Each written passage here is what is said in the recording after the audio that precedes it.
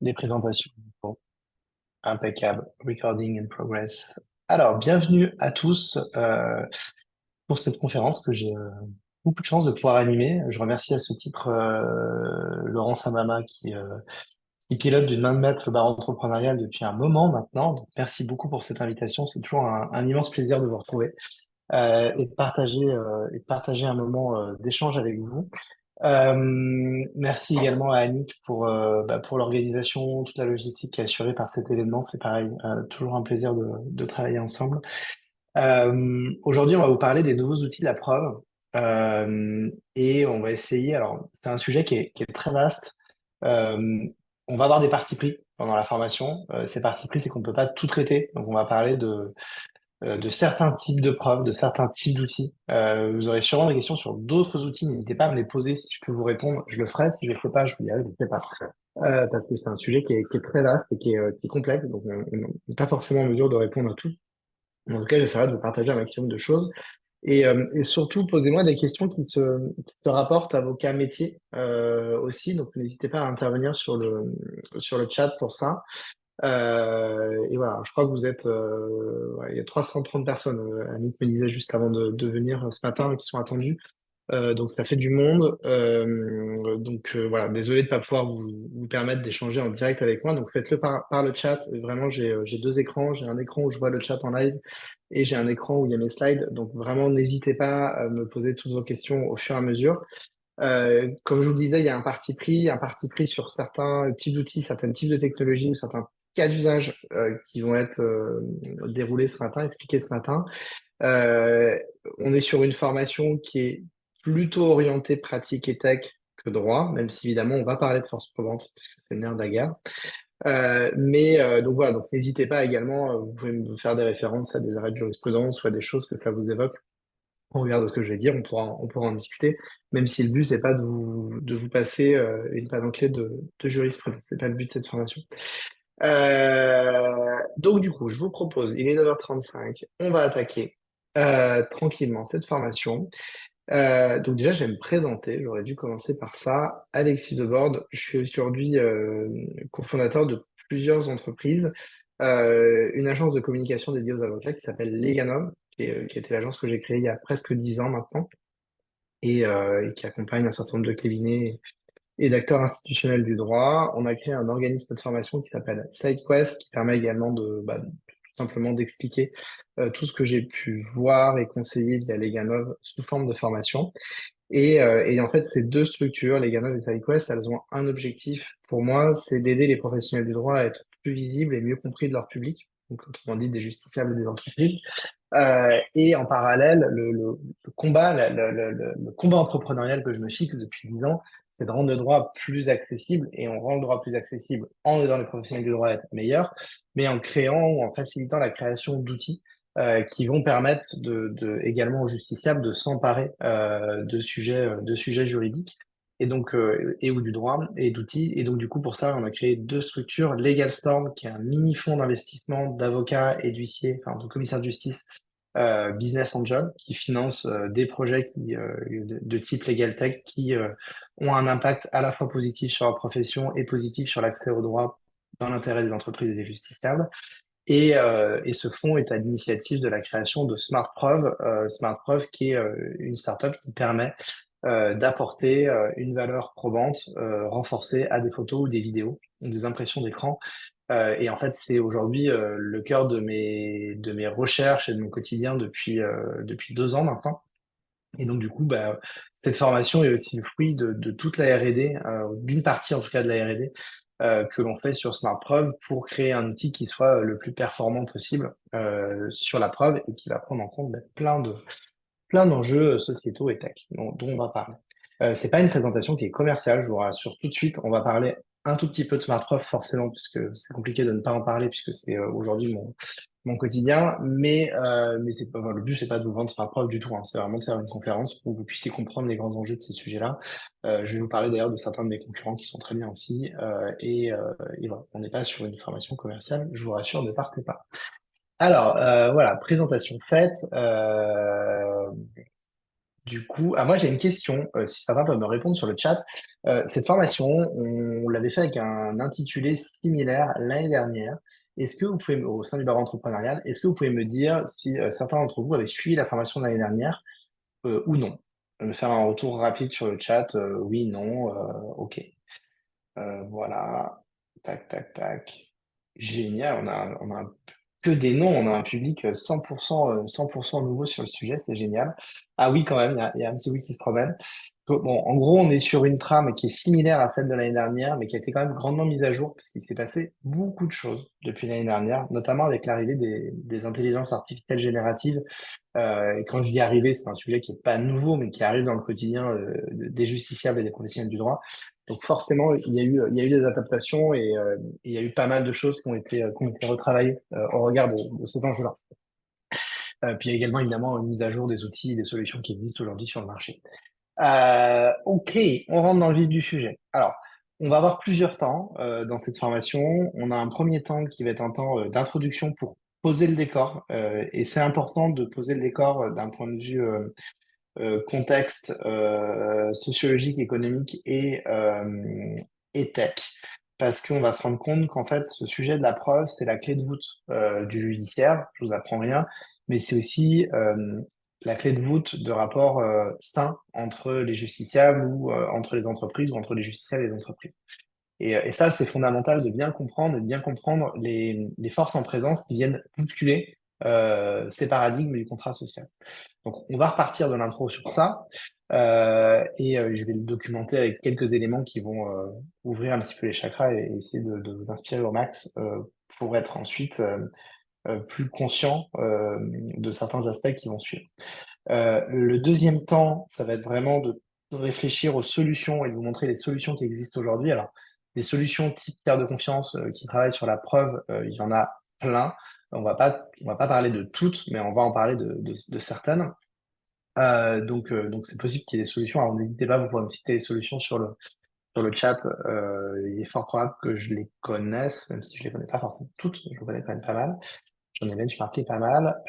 Donc voilà. Et puis après, on arrivera plus sur la dimension de force probante. Ok, ces solutions, elles proposent des services avec des objectifs. Mais finalement, demain, on se retrouve devant un magistrat, on se retrouve dans une négo. Qu'est-ce qu'on peut faire des éléments qui sont collectés avec ces solutions? Qu'est-ce que ça vaut? Et donc là, il y a tout un débat. Et puis enfin, on finira avec une ouverture, parce qu'en fait, aujourd'hui, je vous le disais, la preuve, c'est la clé de voûte du judiciaire. Euh, il y a des professions qui naturellement s'en sont emparées parce qu'en fait c'est dans leur cœur métier. Je prends par exemple les huissiers avec le constat, c'est vieux comme le temps. Mais finalement, ces sujets, ces nouveaux outils rabattent un petit peu les cartes. Et aujourd'hui, en tant qu'avocat, vous pouvez aussi construire des modèles économiques autour de ces nouveaux outils de preuve. Et je vais essayer de vous partager des idées, des pistes de réflexion à ce niveau-là. Je vous en avais déjà partagé l'année dernière, je reprends les mêmes, évidemment, je les actualise puisqu'il s'est passé des choses depuis un an.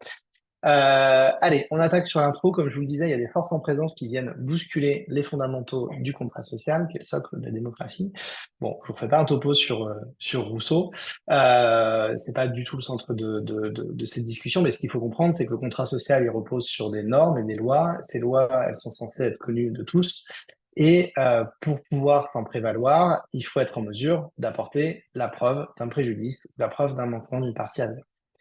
Euh, Dans ce cadre-là, on se rend bien compte que si on n'a pas de preuve, on ne peut pas faire valoir ses droits. Et donc, du coup, que la preuve est vraiment la clé de voûte du judiciaire, mais aussi la clé de voûte de ce contrat et de la confiance que les parties, les justiciables, les citoyens vont pouvoir se porter les uns avec les autres. Maintenant, dans les faits, c'est plus compliqué que ça. De même que nul n'est censé ignorer la loi, c'est un adage qui est très beau sur le principe, mais qui est très compliqué à mettre en œuvre dans les faits, avec l'inflation législative. Bref, je ne fais pas tout le topo. Ben, en fait, ça va être la même chose pour les preuves qu'en fait, en pratique, euh, très souvent, dans le quotidien des justiciables, on n'a pas pensé à collecter une preuve. Alors, pour plein de raisons.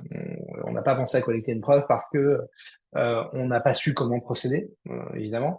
On n'y a pas pensé et en fait, ben, la situation qu'on voulait démontrer, elle est passée ou un certain nombre d'éléments probants se sont effacés ou détériorés et on n'est plus en mesure de, de capter ces éléments probants qui vont vous permettre de faire valoir vos droits. Ou tout simplement, on n'a pas su quel type d'expert faire déplacer. Est-ce que c'est un expert technique? Est-ce que c'est un commissaire de justice? Est-ce que c'est euh, une autre profession? C'est pas forcément évident. Et donc, du coup, finalement, on reste un petit peu dans l'inaction. Et c'est trop tard. Donc, premier cas, déjà, les réflexes des justiciables au niveau de la preuve ne sont pas bons, et des entreprises aussi, globalement, ne sont pas bons. Et donc, ça crée potentiellement des failles. Le deuxième point, c'est que souvent, les justiciables ou les entreprises se disent, ah, mais c'est bon, j'ai pris une photo, ou c'est bon, j'ai fait un screen, j'ai ma preuve, je suis tranquille. Bon, dans les faits, ça va être plus compliqué que ça, et je vais revenir sur ces aspects-là. C'est qu'en fait, il y a plein d'éléments quand on prend une simple photo avec son téléphone, quand on fait une impression d'écran, quand on recueille un témoignage, qui en fait peuvent venir biaiser ou rendre la preuve qui est collectée discutable. Dès lors que la preuve est discutable, vous le savez, les magistrats vont avoir tendance à douter si les parties ne sont pas d'accord sur un élément probant, et dès lors que le magistrat doute, il va avoir tendance à écarter la preuve et ça ne fait plus partie du faisceau d'indices. Donc potentiellement, ça laisse courir un risque pour l'entreprise ou pour la situation dans laquelle le justiciable s'est trouvé. Alors, voilà, bon, ces situations, elles recoupent en fait une infinité de situations du quotidien. Évidemment, ça va être sur le respect d'obligations contractuelles dans les faits, un chantier pour lequel les délais sont pas respectés, une malfaçon, un stationnement gênant ou un conflit de voisinage. Dans le cadre des divorces, évidemment, dès que les parties se font la guerre, on a besoin de preuves et tout le monde essaie d'être de plus ou moins mauvaise foi sur ce qu'il essaie de prouver. Ça peut être des compteurs, ça peut être un stationnement. Bref, en fait, la preuve, elle devrait être partout où il y a un risque. Et en fait, dans n'importe quelle situation du quotidien, le droit est partout. Les contrats, en réalité, sont partout, même s'ils sont pas écrits. Et donc, du coup, dans une infinité de situations du quotidien, on pourra avoir besoin de collecter des preuves.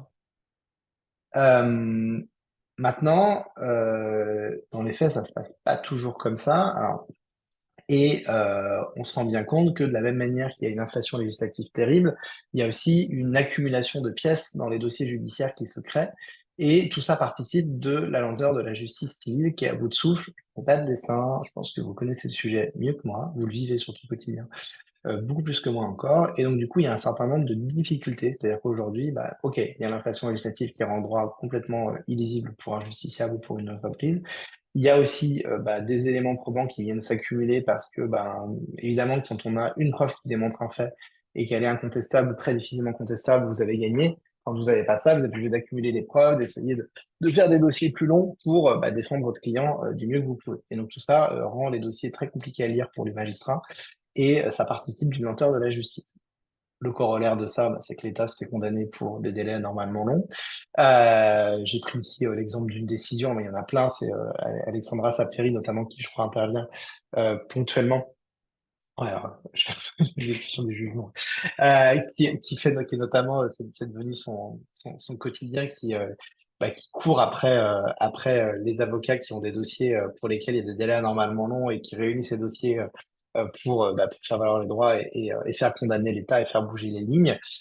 Évidemment, la preuve, c'est le nerf de la guerre. Le second, c'est l'exécution du jugement. Ça, c'est un autre sujet. On va pas forcément en parler directement aujourd'hui, mais c'est vrai, Sophie. Je suis assez d'accord avec vous. Je pense qu'on le sera tous.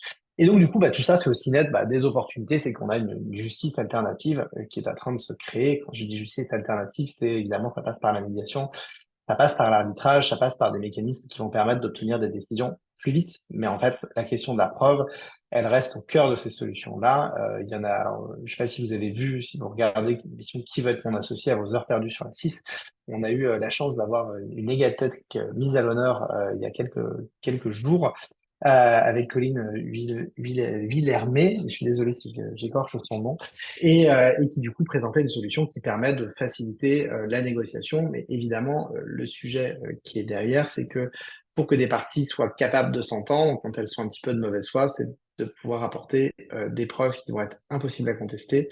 Et à partir de là, vous arrivez sur une négociation qui arrive sur des éléments objectifs. Et la négociation se passe plus facilement. C'est son parti pris, elle crée une solution qui permet de faire de l'arbitrage en ligne. Voilà. Bon, ces situations, elles sont un petit peu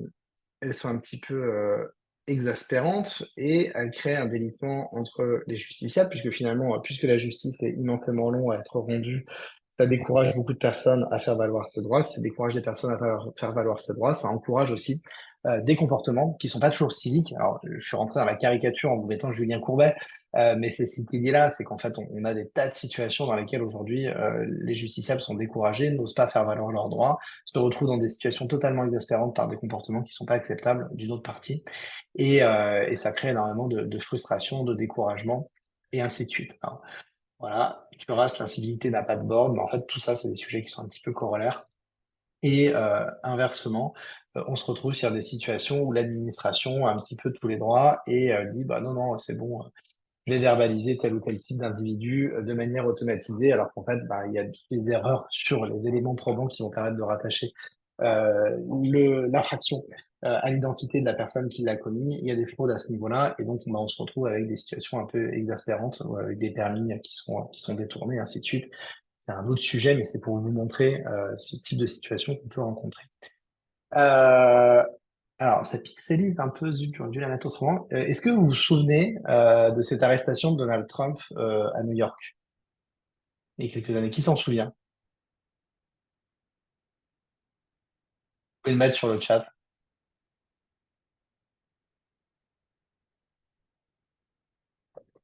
Personne ne répond. Alors, soit ils se disent aucun souvenir. Voilà, merci. Alors, ça nous offre, voilà, merci beaucoup de répondre. C'est pas du tout pour vous afficher, hein. Euh, Alors, en fait, ça, c'est une image qui a été générée avec l'intelligence artificielle. Donald Trump n'a jamais été arrêté à New York. Euh, euh, et, euh, et du coup, alors, je vais revenir, Philippe, sur les différentes solutions qui existent, sur notamment l'eurodata GIADAS, etc. J'y reviens après, donc pour l'instant, je vous inquiétez pas, ça va arriver. C'est juste après l'intro, on va rentrer dans ces sujets. Donc du coup, évidemment, Donald Trump n'a jamais été arrêté à New York. En revanche, c'est une fake news qui a été générée par une IA générative, qui est très réaliste, on y croit.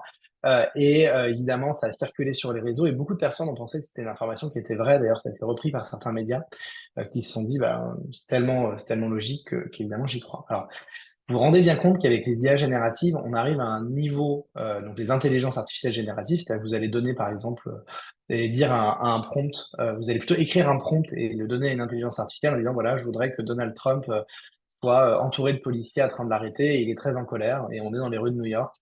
Génère-moi une image et en fait l'IA va générer ce type d'image-là et donc du coup bah ça devient très compliqué de dissocier un vrai du faux. Donc évidemment voilà ça fait partie des premières deepfakes.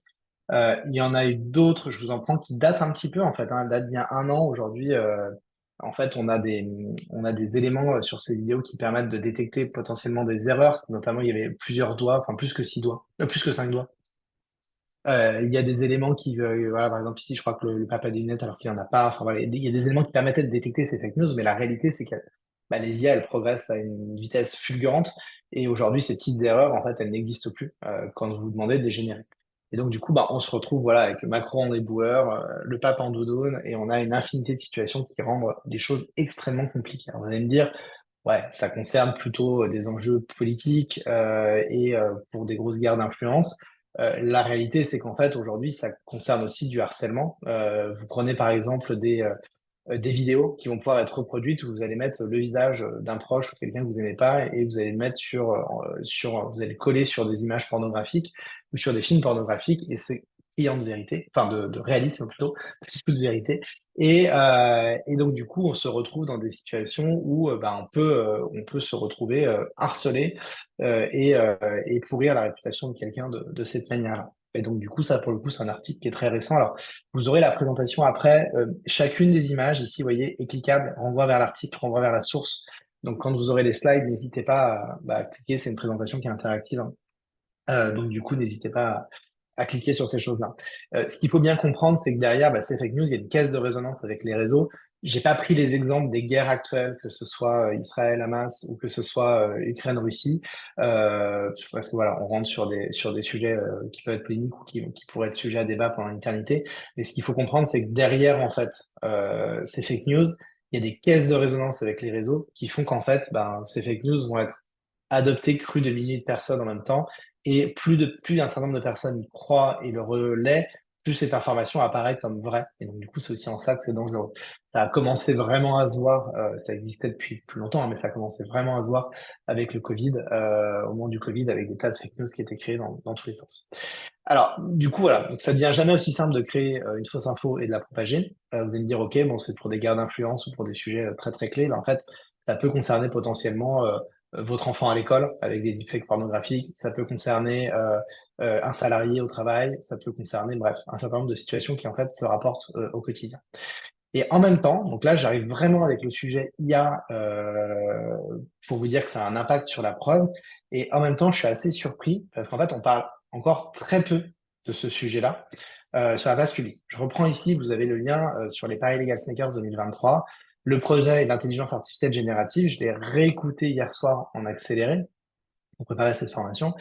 Et en fait, on ne parle pas, ou de manière totalement marginale, de cette question-là. Alors qu'en fait, on se rend bien compte que, évidemment, l'IA va avoir un rôle sur la façon dont on va construire des conclusions avec des risques sous-jacents et dont on pourrait traiter des pièces et des documents pour rédiger des conclusions, avec tous les risques sous-jacents. Vous vous rappelez peut-être, il y a eu des articles qui ont circulé sur un avocat américain qui avait utilisé ChatGPT pour préparer un procès, et ChatGPT avait eu ce qu'on appelle des hallucinations, c'est-à-dire qu'il a inventé des arrêts qui n'existaient pas.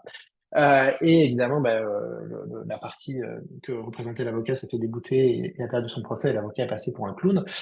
Donc, on parle beaucoup de ça, mais en fait, on parle très peu du risque que les IA peuvent avoir sur la construction de preuves fausses qui vont impacter l'issue d'un procès. Et ça, on n'en parle pas suffisamment. Voilà, j'explique toujours aux clients la preuve en disant je peux prétendre que je suis la reine d'Angleterre, encore faut-il le prouver. Oui, mais c'est vrai qu'avec les IA génératives, bah, on peut commencer à se dire merde, je sais plus trop si c'est vrai, si c'est faux. Et finalement, l'image est tellement réaliste que j'ai envie de dire que oui, c'est vrai. Et ça va être la reine d'Angleterre. On sait aussi comment euh, on travaille en matière de pièces. Vous pouvez tout à fait simuler des constructions SMS, simuler des images, les mettre en pièces dans une partie adverse. En fait, ça va soit allonger la durée du procès parce que tout va faire l'objet de contestation, parce que il n'y aura pas de garantie certaine sur le contexte dans lequel l'image a été collectée ou réalisée.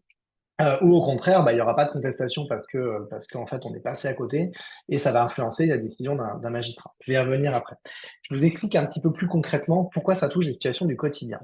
Vous avez un dégât des eaux et vous vous dites, tiens, ce dégât des eaux, j'aimerais bien faire jouer mon assurance parce que ça va me permettre de remettre un coup de peinture un peu dans toute ma salle de bain. Bon, prends une photo avec la zone du dégât des eaux initial qui commence un petit peu à moisir. Je vais entourer cette zone, je vais appliquer un filtre que vous avez. Alors là, vous avez sur Photoshop, mais aujourd'hui, vous l'avez sur à peu près n'importe quel outil et application gratuitement sur votre téléphone ou sur votre ordi. Vous mettez étendre avec l'IA et paf, vous avez un dégât des eaux qui est beaucoup plus important. Et la conséquence de ça, c'est que vous allez envoyer ces photos à votre assureur et lui dire j'ai besoin de 1000 euros pour faire mes petits travaux de rénovation. Et puis l'assureur va fonctionner sur la bonne foi, va vous croire et va finalement utiliser ces images pour vous rembourser sans avoir à faire déplacer un expert, puisque le coût d'un expert, globalement, va être à peu près équivalent, voire un petit peu inférieur, ou un petit peu supérieur, pardon, au coût qu'il va vous rembourser. Donc, il vous rembourse. Et là, vous avez fait une fraude à l'assurance. Et sur des petits dossiers, des petits montants, ça fonctionne sur la bonne foi, ça va pas être contesté. Euh, Adobe Pro version payante, donc en fait, il y a des tas d'outils qui existent aujourd'hui qui sont gratuits. Je les ai même pas listés, hein. Vous tapez outils transformation image IA générative. Vous pouvez le faire avec Midjourney, c'est 8 ou 9 euros 9 euros, je crois, par mois. Vous pouvez faire ce type de réalisation-là également. Donc, il y a plein de solutions en IA qui permettent aujourd'hui de faire ça et qui deviennent accessibles à tous. Voilà, Adobe Pro version payante, un outil de falsification de documents très accessible. Et puis, il y en a même maintenant qui sont gratuits. Je vais prendre un autre exemple. Ça, c'est l'exemple avec l'IA. Et là, vous vous rendez compte qu'en fait, il faut être hyper vigilant sur les pièces qu'un client vous fournit, mais aussi sur les pièces que vous pourrez avoir des conclusions d'une partie adverse. Il n'y a pas de garantie sur les images qui sont affichées et que vous avez envie de jouer la montre d'un point de vue stratégique pour le contentieux de votre client ou parce que votre client vous dit le contraire et on est un peu, il se dit, ben non, pas du tout, ces trucs-là, c'est faux, j'ai pas souvenir, ou moi, je peux pas le démontrer, vous allez pouvoir essayer de contester ces éléments-là et de jouer, et du coup, de contester plein de pièces dans vos dossier. Alors, même si aujourd'hui, dans les faits, je crois que c'est pas tellement le cas, en tout cas, quand je discute avec les avocats, c'est pas toujours le cas. Alors, ouais, on va parler de non-contest. On va parler de toutes ces solutions-là, de ce qu'il faut bien regarder quand on les utilise aussi, pour pas avoir de soucis. Alors, le deuxième exemple que je vous montre, c'est quand vous prenez, alors vous dites, OK, mais je prends une photo avec mon téléphone portable. Quand je vais dans la pellicule de mon téléphone portable, j'ai des infos. Je sais que la photo, elle a été prise le 2 août 2022. C'était des travaux visiblement dans des combles, et puis on était à la Valette du Var. Bon, OK. Ce qu'il faut savoir, c'est que l'objectif de ces pellicules que vous avez dans vos téléphones portables, que vos clients ont dans leur téléphone portable, c'est pas de rendre la preuve certaine, c'est pas de rendre des preuves, c'est tout simplement de rendre les photos qui sont dedans facilement classables et jolies, instagrammables, pour pouvoir se la péter sur la plage. Bon, je caricature, mais c'est un peu l'idée.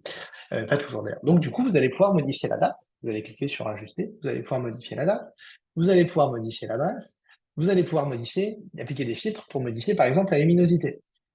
Par exemple ici, même photo, j'ai appliqué un filtre de luminosité, j'ai dit qu'il n'était pas du coup 18 h mais 14 h, donc ça semble réaliste au regard de la lumière qui rentre dans la pièce.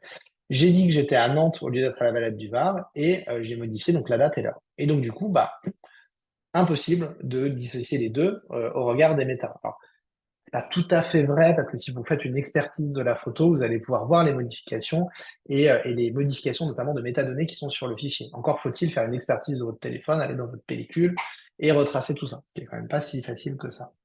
Et donc tout ça pour vous dire, j'ai trouvé une prise de parole sur LinkedIn qui est assez intéressante, je trouve, en fait qui traduit moi le sentiment que j'ai.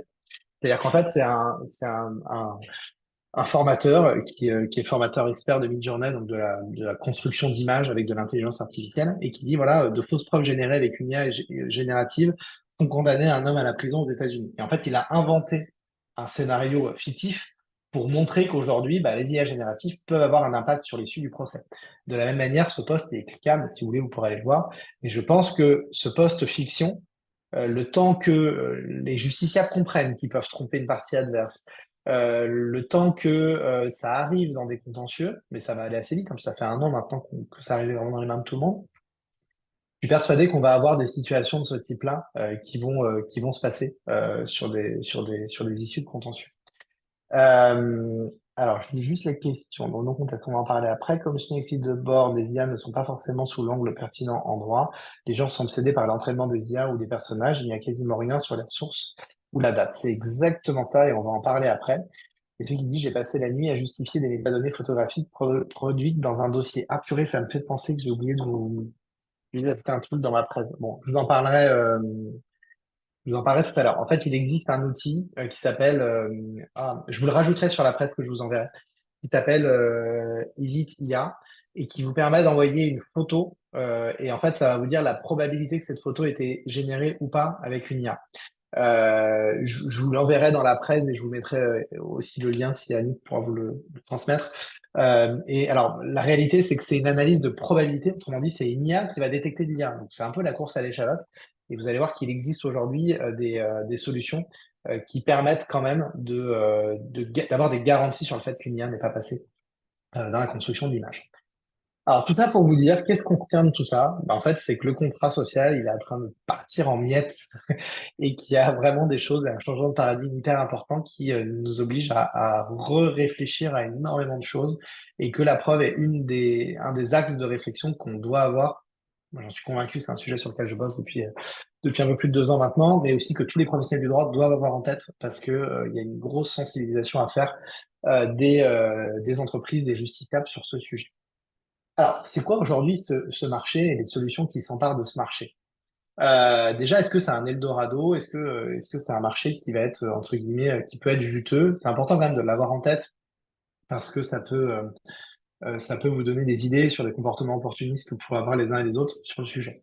Alors, quand je screen des startups, je m'intéresse toujours aux problèmes auxquels elles s'adressent et j'essaie de les analyser autour de différents critères. Déjà, est-ce que ce problème est réel? Est-ce que ce problème est en train de grandir? Est-ce qu'il est simple à définir? Est-ce qu'il est gros déjà au départ? Est-ce qu'il est difficile à adresser? Est-ce qu'il va être évident? En fait, ça rejoint le côté définissable, mais ça peut être ça, c'est une variante, c'est un peu différent.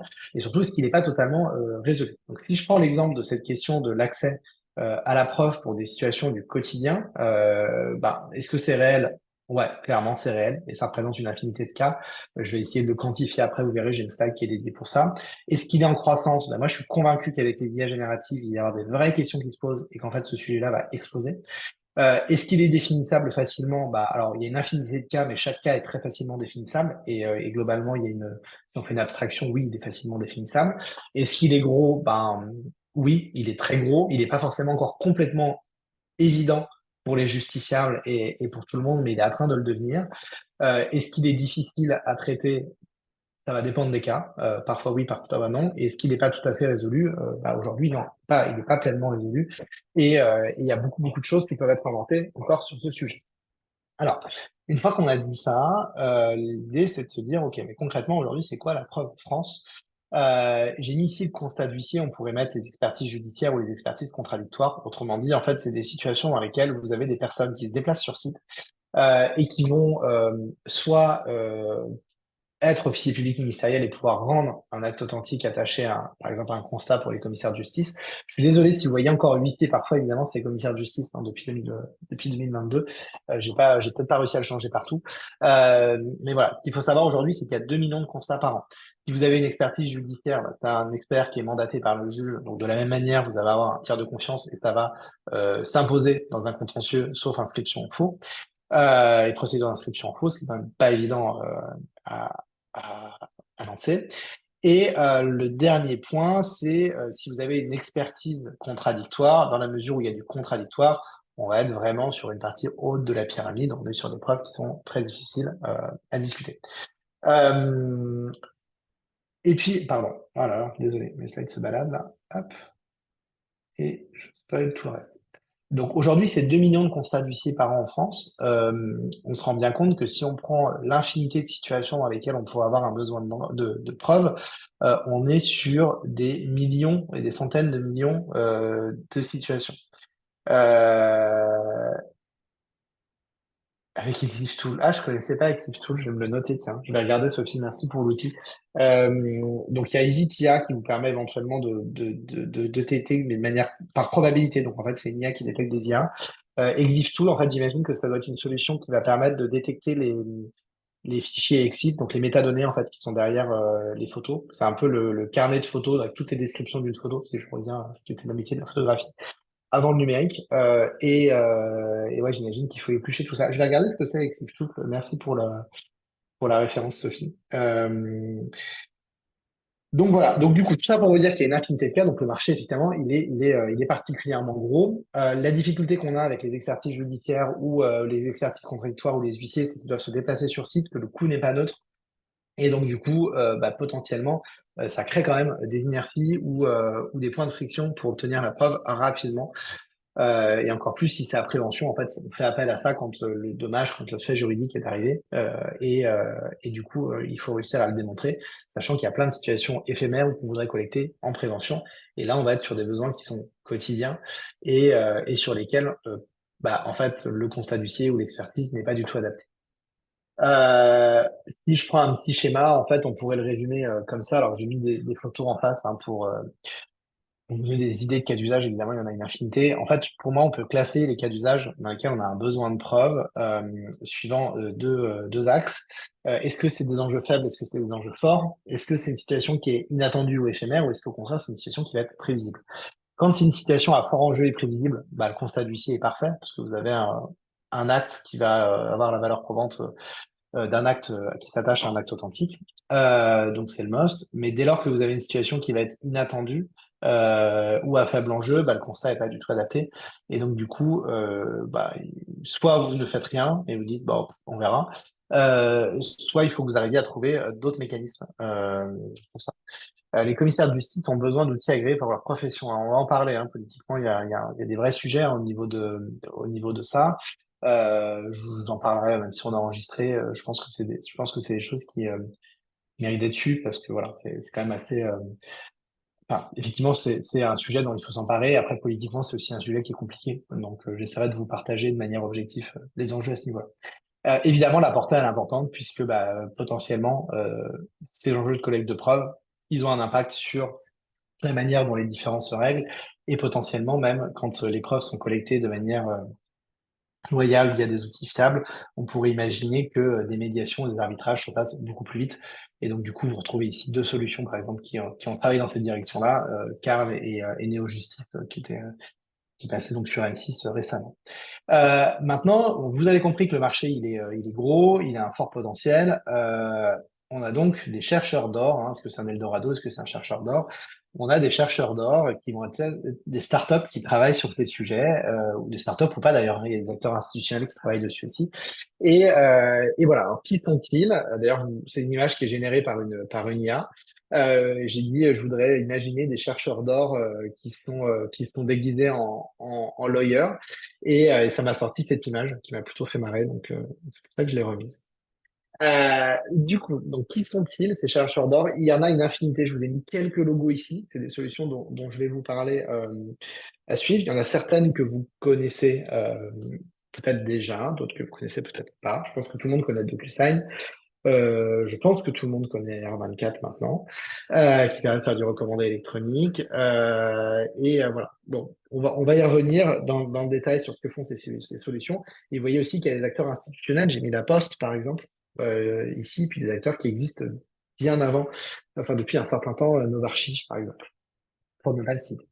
Donc il y a une grande diversité. Maintenant, on va s'intéresser à l'étude de ces acteurs-là au regard de ce qu'ils vont permettre à un justiciable de faire pour obtenir une preuve et pouvoir se prévaloir ou démontrer un préjudice.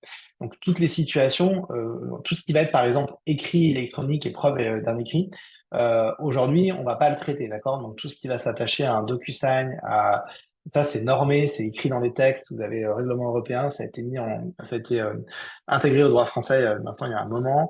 Donc je reviens pas en fait sur ces cas-là que vous connaissez, qui sont déjà sécures. On va plutôt s'intéresser à toutes les situations plus difficiles dans lesquelles ils ne sont pas forcément aujourd'hui dans les textes et dans lesquelles vous allez avoir besoin d'appliquer une preuve. Et donc du coup là-dessus, et on va s'intéresser évidemment à la relation que ces solutions vont entretenir avec soit des commissaires de justice, soit d'autres auxiliaires de justice. Et donc du coup, on va avoir d'un côté donc là, ce rectangle-là, c'est le constat d'huissier, d'accord? Et ça pourrait être une représentation, le petit carré, le petit rectangle ici du constat d'huissier. Le gros carré, c'est tout le marché de la preuve. Et donc, en fait, il y a deux manières aujourd'hui stratégiquement d'approcher ce marché. Ouais, Gemini de Google, et, et puis en plus, ouais, maintenant, il permet effectivement de l'intégrer dans toute la suite Google. Bon, on va essayer de pas faire une formation sur l'IA parce que on va essayer de rester sur le terrain de la preuve. Effectivement, tout ça se rapproche. Donc du coup, voilà, vous avez ce gros rectangle qui est le gros marché. Et donc du coup, vous allez avoir les disrupteurs, c'est ceux qui vont aller sur le marché des huissiers et qui vont essayer de le transformer, de modifier les règles du constat d'huissier et du marché des huissiers. Et vous allez avoir les conquérants qui vont être plutôt ceux qui vont essayer de s'intéresser au marché qui est aujourd'hui pas ou peu ou mal adressé. Donc, du coup, deux approches qui vont être assez différentes en termes de stratégie. Je vais vous citer quelques exemples. Il y en a certaines qui sont déjà fermées, il y en a qui font l'objet de contestation actuellement, mais c'est pour vous montrer des idées d'approche qu'on peut avoir sur le sujet. Alors, vous avez par exemple une stratégie pour les disrupteurs qui vont se dire, bah, nous, notre job, ça va être de rendre les commissaires de justice, mais au même titre, ça pourrait être les experts judiciaires ou les experts, meilleurs dans la manière dont ils travaillent. Ça va être par exemple le cas d'un Legatus, qui est un outil qui a été racheté par le groupe Septéo. Donc Septéo, c'est Cécile chez les avocats, et qui va du coup essayer de créer une suite logicielle qui va permettre aux huissiers d'être plus performants, aux commissaires de justice d'être plus performants dans la manière dont ils réalisent des constats. Bon, ok, on acte, c'est pas le plus intéressant. La deuxième stratégie, c'est de se dire, on va rendre en fait le constat d'huissier qui est pas forcément qui fait pas partie forcément du réflexe des justiciables, on va essayer de le rendre plus visible et pour ça on va le vendre en ligne, on va créer une plateforme d'intermédiation entre les justiciables ou les entreprises et l'huissier. Bon, c'est pas mal parce que ça donne une certaine visibilité au produit auprès de clients publics. En revanche, il y a un fort investissement en publicité. Évidemment, si je me place côté huissier, bah, potentiellement ça crée une forme d'uberisation de la profession puisque vous mettez un tiers entre le justiciable et le commissaire de justice. Et puis après, et c'est ces solutions-là aujourd'hui qui nous intéressent, vous avez ceux qui vont essayer de réinventer le lycée. Et alors là-dessus, il y a des initiatives qui sont intéressantes. Et en fait, c'est là aujourd'hui, crois que c'est Philippe qui disait il faut que les huissiers s'emparent de ces sujets-là, le commissaire de justice s'empare de ces sujets-là. Euh, et voilà, donc là-dessus, sur se réinventer le métier de commissaire de justice, vous avez une initiative qui a été menée pendant le premier confinement, qui s'appelle Visio-Constat, qui s'appelle aujourd'hui Preveo, mais qui ne fait plus du tout la même chose, ils ont fait un pivot. Initialement, en fait, Visio-Constat permettait, donc c'est créé pendant le premier confinement, et permettait aux huissiers de faire des constats sans se déplacer sur place. C'est-à-dire qu'en fait, le justiciable était en visio avec l'huissier, et l'huissier opérait les différentes constatations, les consignait dans un procès verbal et rendait un procès verbal. Ça, interdit par la Chambre nationale, puisqu'en fait, l'huissier de tiers de confiance doit se déplacer sur site pour, euh, pour pouvoir bah, voir par lui-même, de manière neutre, objective, impartiale, les différents éléments qu'il va consigner dans un PV, puis enregistrer aux minutes. Bon. Donc là-dessus, ça, c'est interdit, et là-dessus, on essaie de réinventer le métier de commissaire de justice, mais finalement, ils se font striker, et la boîte a été fermée. Vous avez une deuxième catégorie, qui essaie de jouer un petit peu avec les mots, c'est-à-dire qu'en fait, on va rendre un constat de dépôt. Je m'explique. Vous êtes un justiciable, vous avez un outil qui va vous permettre de collecter des éléments probants, par exemple des photos d'un environnement, c'est le cas avec Snapchat, et en fait, ces photos que vous avez collectées, vous allez les transmettre à une étude d'huissier, et l'étude d'huissier, elle va formaliser, elle va pas constater les éléments qui sont décrits dans les photos. Si elle le fait, c'est un acte nul puisqu'elle ne s'est pas déplacée sur place. C'est le même problème que pour Visioconstat, qui existait pour Visioconstat. Mais elle va tout simplement constater la réception du fichier et le dépôt du fichier dans son étude. Et donc, du coup, ça permet juste de dire, telle photo, effectivement, a été déposée chez moi à telle date, point. Donc, ça apporte une garantie sur l'heurodatage, mais en réalité, ça n'apporte pas une garantie sur les éléments de fait qui sont visibles sur la photo, puisque comme l'huissier ne s'est pas déplacé sur site, ça ne vaut rien. Donc, ces choses-là, quand on essaie de réinventer aujourd'hui le métier de commissaire de justice, on est sur des logiques qui sont assez bancales. Alors, il y en a d'autres qui le font. Nous-mêmes, on l'a fait hein, avec SmartPreuve. On a fait l'objet de plusieurs plaintes des GCCRF. On a fait aussi évoluer, ça nous a fait évoluer notre solution. On en sort aujourd'hui indemne. Donc, c'est bien. C'est des choses qui nous font progresser. Les plaintes, elles viennent de commissaires de justice qui estiment qu'en fait, des solutions comme ça viennent aujourd'hui réduire le périmètre du constat d'huissier, qui est un marché qui est très lucratif pour eux et cette bonne guerre. Nous, la conviction qu'on a et la conviction qu'ont tous ces outils-là, hein, c'est qu'aujourd'hui, créer des solutions qui vont permettre de rendre la preuve plus accessible et à moindre coût ne va pas venir remplacer le constat d'huissier, qui reste un acte authentique, mais au contraire va venir permettre de créer des réflexes par lesquels un justiciable ou une entreprise va collecter des preuves et le cas échéant va pouvoir le transmettre à un commissaire de justice. Donc en fait, par A plus B, ça va faire grossir le marché, puisqu'en fait, au départ, il y a beaucoup plus de preuves et il y a un réflexe qui va se créer qui aujourd'hui n'existe pas. Donc voilà, mais en tout cas, tous ceux qui essaient de réinventer le métier d'huissier, ils se font chercher des noises par la Chambre nationale ou par des huissiers locaux. Tous, c'est-à-dire que là, on citait nos contests, alors même quand elles sont co-créées avec des huissiers, nous par exemple, on est co-créé avec 50 huissiers, dont le principal syndicat d'huissiers de la profession, voilà, on nous cherche des noises, même si on essaie de faire les choses le mieux possible. Aujourd'hui, on est complètement dans les clous, je vais vous en parler après, et on sort la tête haute d'un contrôle des GCCRF. Mais donc c'est une bonne preuve du fait que la solution est OK, n'induit pas en erreur un consommateur et ainsi de suite sur sa promesse. Mais c'est vrai que tous les autres font encore ou ont fait également l'objet de discussions, de contestations. Après, évidemment, ce qu'il faut regarder, c'est comment un magistrat va pouvoir percevoir ça. Donc, on va en parler après. C'est vraiment ce qui va compter. Donc, vous avez ensuite tous les outils de type do it yourself. Donc, en fait, on va collecter par soi-même, en tant que justiciable ou entreprise, des éléments, comme on les collecte dans un cadre technique précis construit par la solution, ça va apporter un certain nombre de garanties probantes. On a Certifphoto. Certifphoto, il est intéressant parce qu'en fait, c'est une solution qui est créée par un expert judiciaire et donc du coup, pour donner des caractéristiques probantes, notamment sur l'eurodatage de la photo.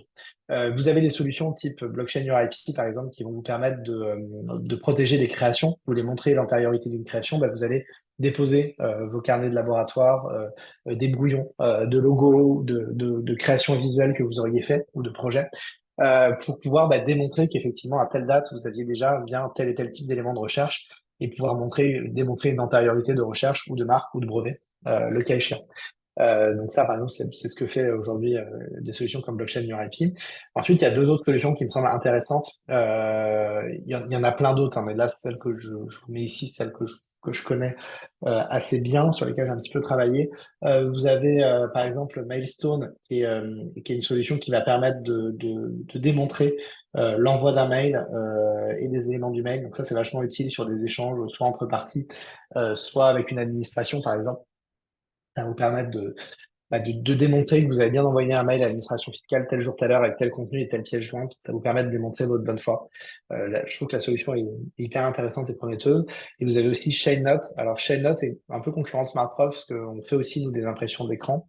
Mais ShadeNote le fait avec des caractéristiques, notamment sur la collecte des données qui vont se rattacher à la navigation Internet que vous allez avoir au moment où vous collectez votre fichier, qui vont apporter un certain nombre de caractéristiques. Donc, typiquement, ça va être de démontrer euh, une contrefaçon qui est vendue sur un site e-commerce pour faire stopper une nuisance. Ça va être démontrer qu'un prestataire web n'a pas rempli le cahier des charges pour tel ou tel type de fonctionnalité, ou qu'il y ait des bugs récurrents et que du coup vous voulez arrêter de payer en tant que donneur d'ordre. Donc voilà, ça va être ce type de solution.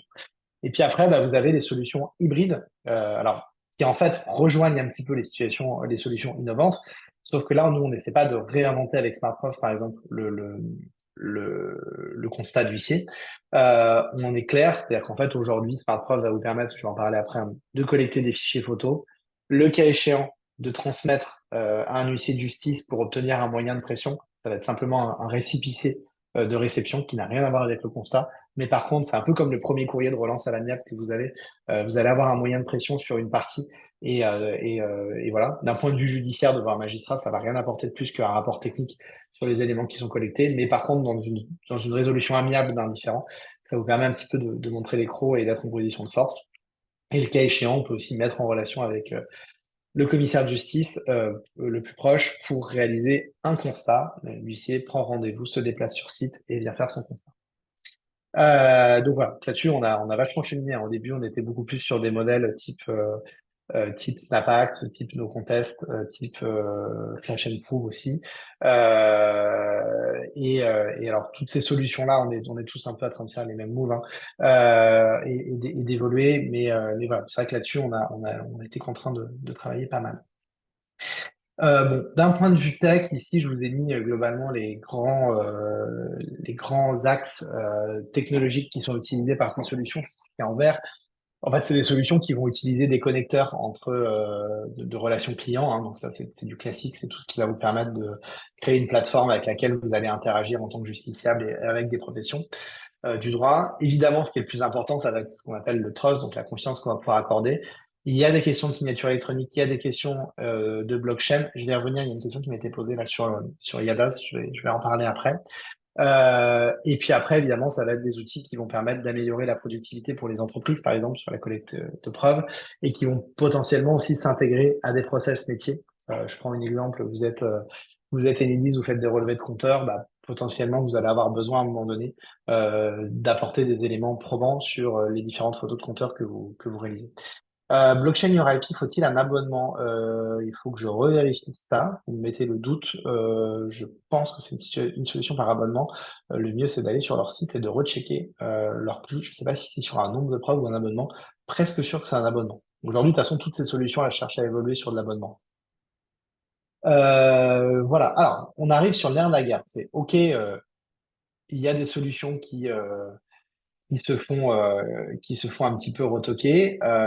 Maintenant, qui décide vraiment de la valeur probante? Voilà. Il y a deux shérifs. Ceux qui comptent vraiment, c'est le juge et les magistrats du fond, puisque c'est eux qui aujourd'hui étudient les dossiers et viennent et viennent se dire, bah, OK, tel élément, j'ai des raisons d'y croire, ou tel élément, j'ai pas de raison d'y croire, ou j'ai une raison de m'en douter. Donc c'est eux qui comptent vraiment. Évidemment, il faut aussi que ces preuves respectent, pardon, les fondamentaux de certaines professions, notamment des commissaires de justice, surtout quand elles expliquent qu'elles vous délivrent un acte authentique, puisque ben, un acte authentique est un acte qui doit respecter certains fondamentaux. S'il ne les respecte pas, évidemment, c'est mieux. Alors, juste dans les grands principes et les grandes tendances, là, il faut comprendre un certain nombre de trucs. Déjà, la première chose, et ça, vous le savez tous, que ce soit en matière civile, commerciale ou pénale pour des faits juridiques, la preuve est libre. C'est-à-dire qu'elle peut être apportée par tout moyen. Évidemment, ça va relever ensuite du pouvoir d'appréciation du juge du fond. Donc ça veut dire quoi? Ça veut dire qu'en fait, toutes les preuves ne se valent pas non plus, que finalement, vous pouvez apporter n'importe quel type de preuve, mais elles vont pas être forcément crédibles, et donc ça va être au magistrat de se demander pour chaque preuve si effectivement ça fonctionne ou pas. Oui, oui, l'enveloppe solo, elle peut rester, elle peut être intéressante pour des usages occasionnels, ça va dépendre. Il y a des situations dans lesquelles effectivement elle peut être aussi tout simplement remplacée par ces outils-là. Mais c'est vrai qu'il y a des situations dans lesquelles ça peut rester pertinent. Donc il y a des limites à ces principes-là. La limite, c'est il peut y avoir des normes qui relèvent du pouvoir souverain des États, donc qui vont évidemment faire qu'une preuve va s'imposer à un magistrat. Parfois, donc c'est toute la question des écrits, ça va être très normé, notamment en matière de signature électronique. Et ça, c'est déjà documenté. Quand ça relève d'un acte authentique, de la même manière, c'est documenté. Et puis parfois, vous pouvez avoir des contrats qui ajoutent des clauses qui vont faire en sorte que les parties conviennent d'un mode de preuve qui va leur permettre de démontrer une situation par des modalités qui sont convenues contractuellement. Bon, ça, c'est les premières limites. Les deuxièmes limites, évidemment, elles touchent au fondamental de la preuve, c'est que la preuve, elle doit être loyale et qu'elle doit respecter la vie privée, notamment.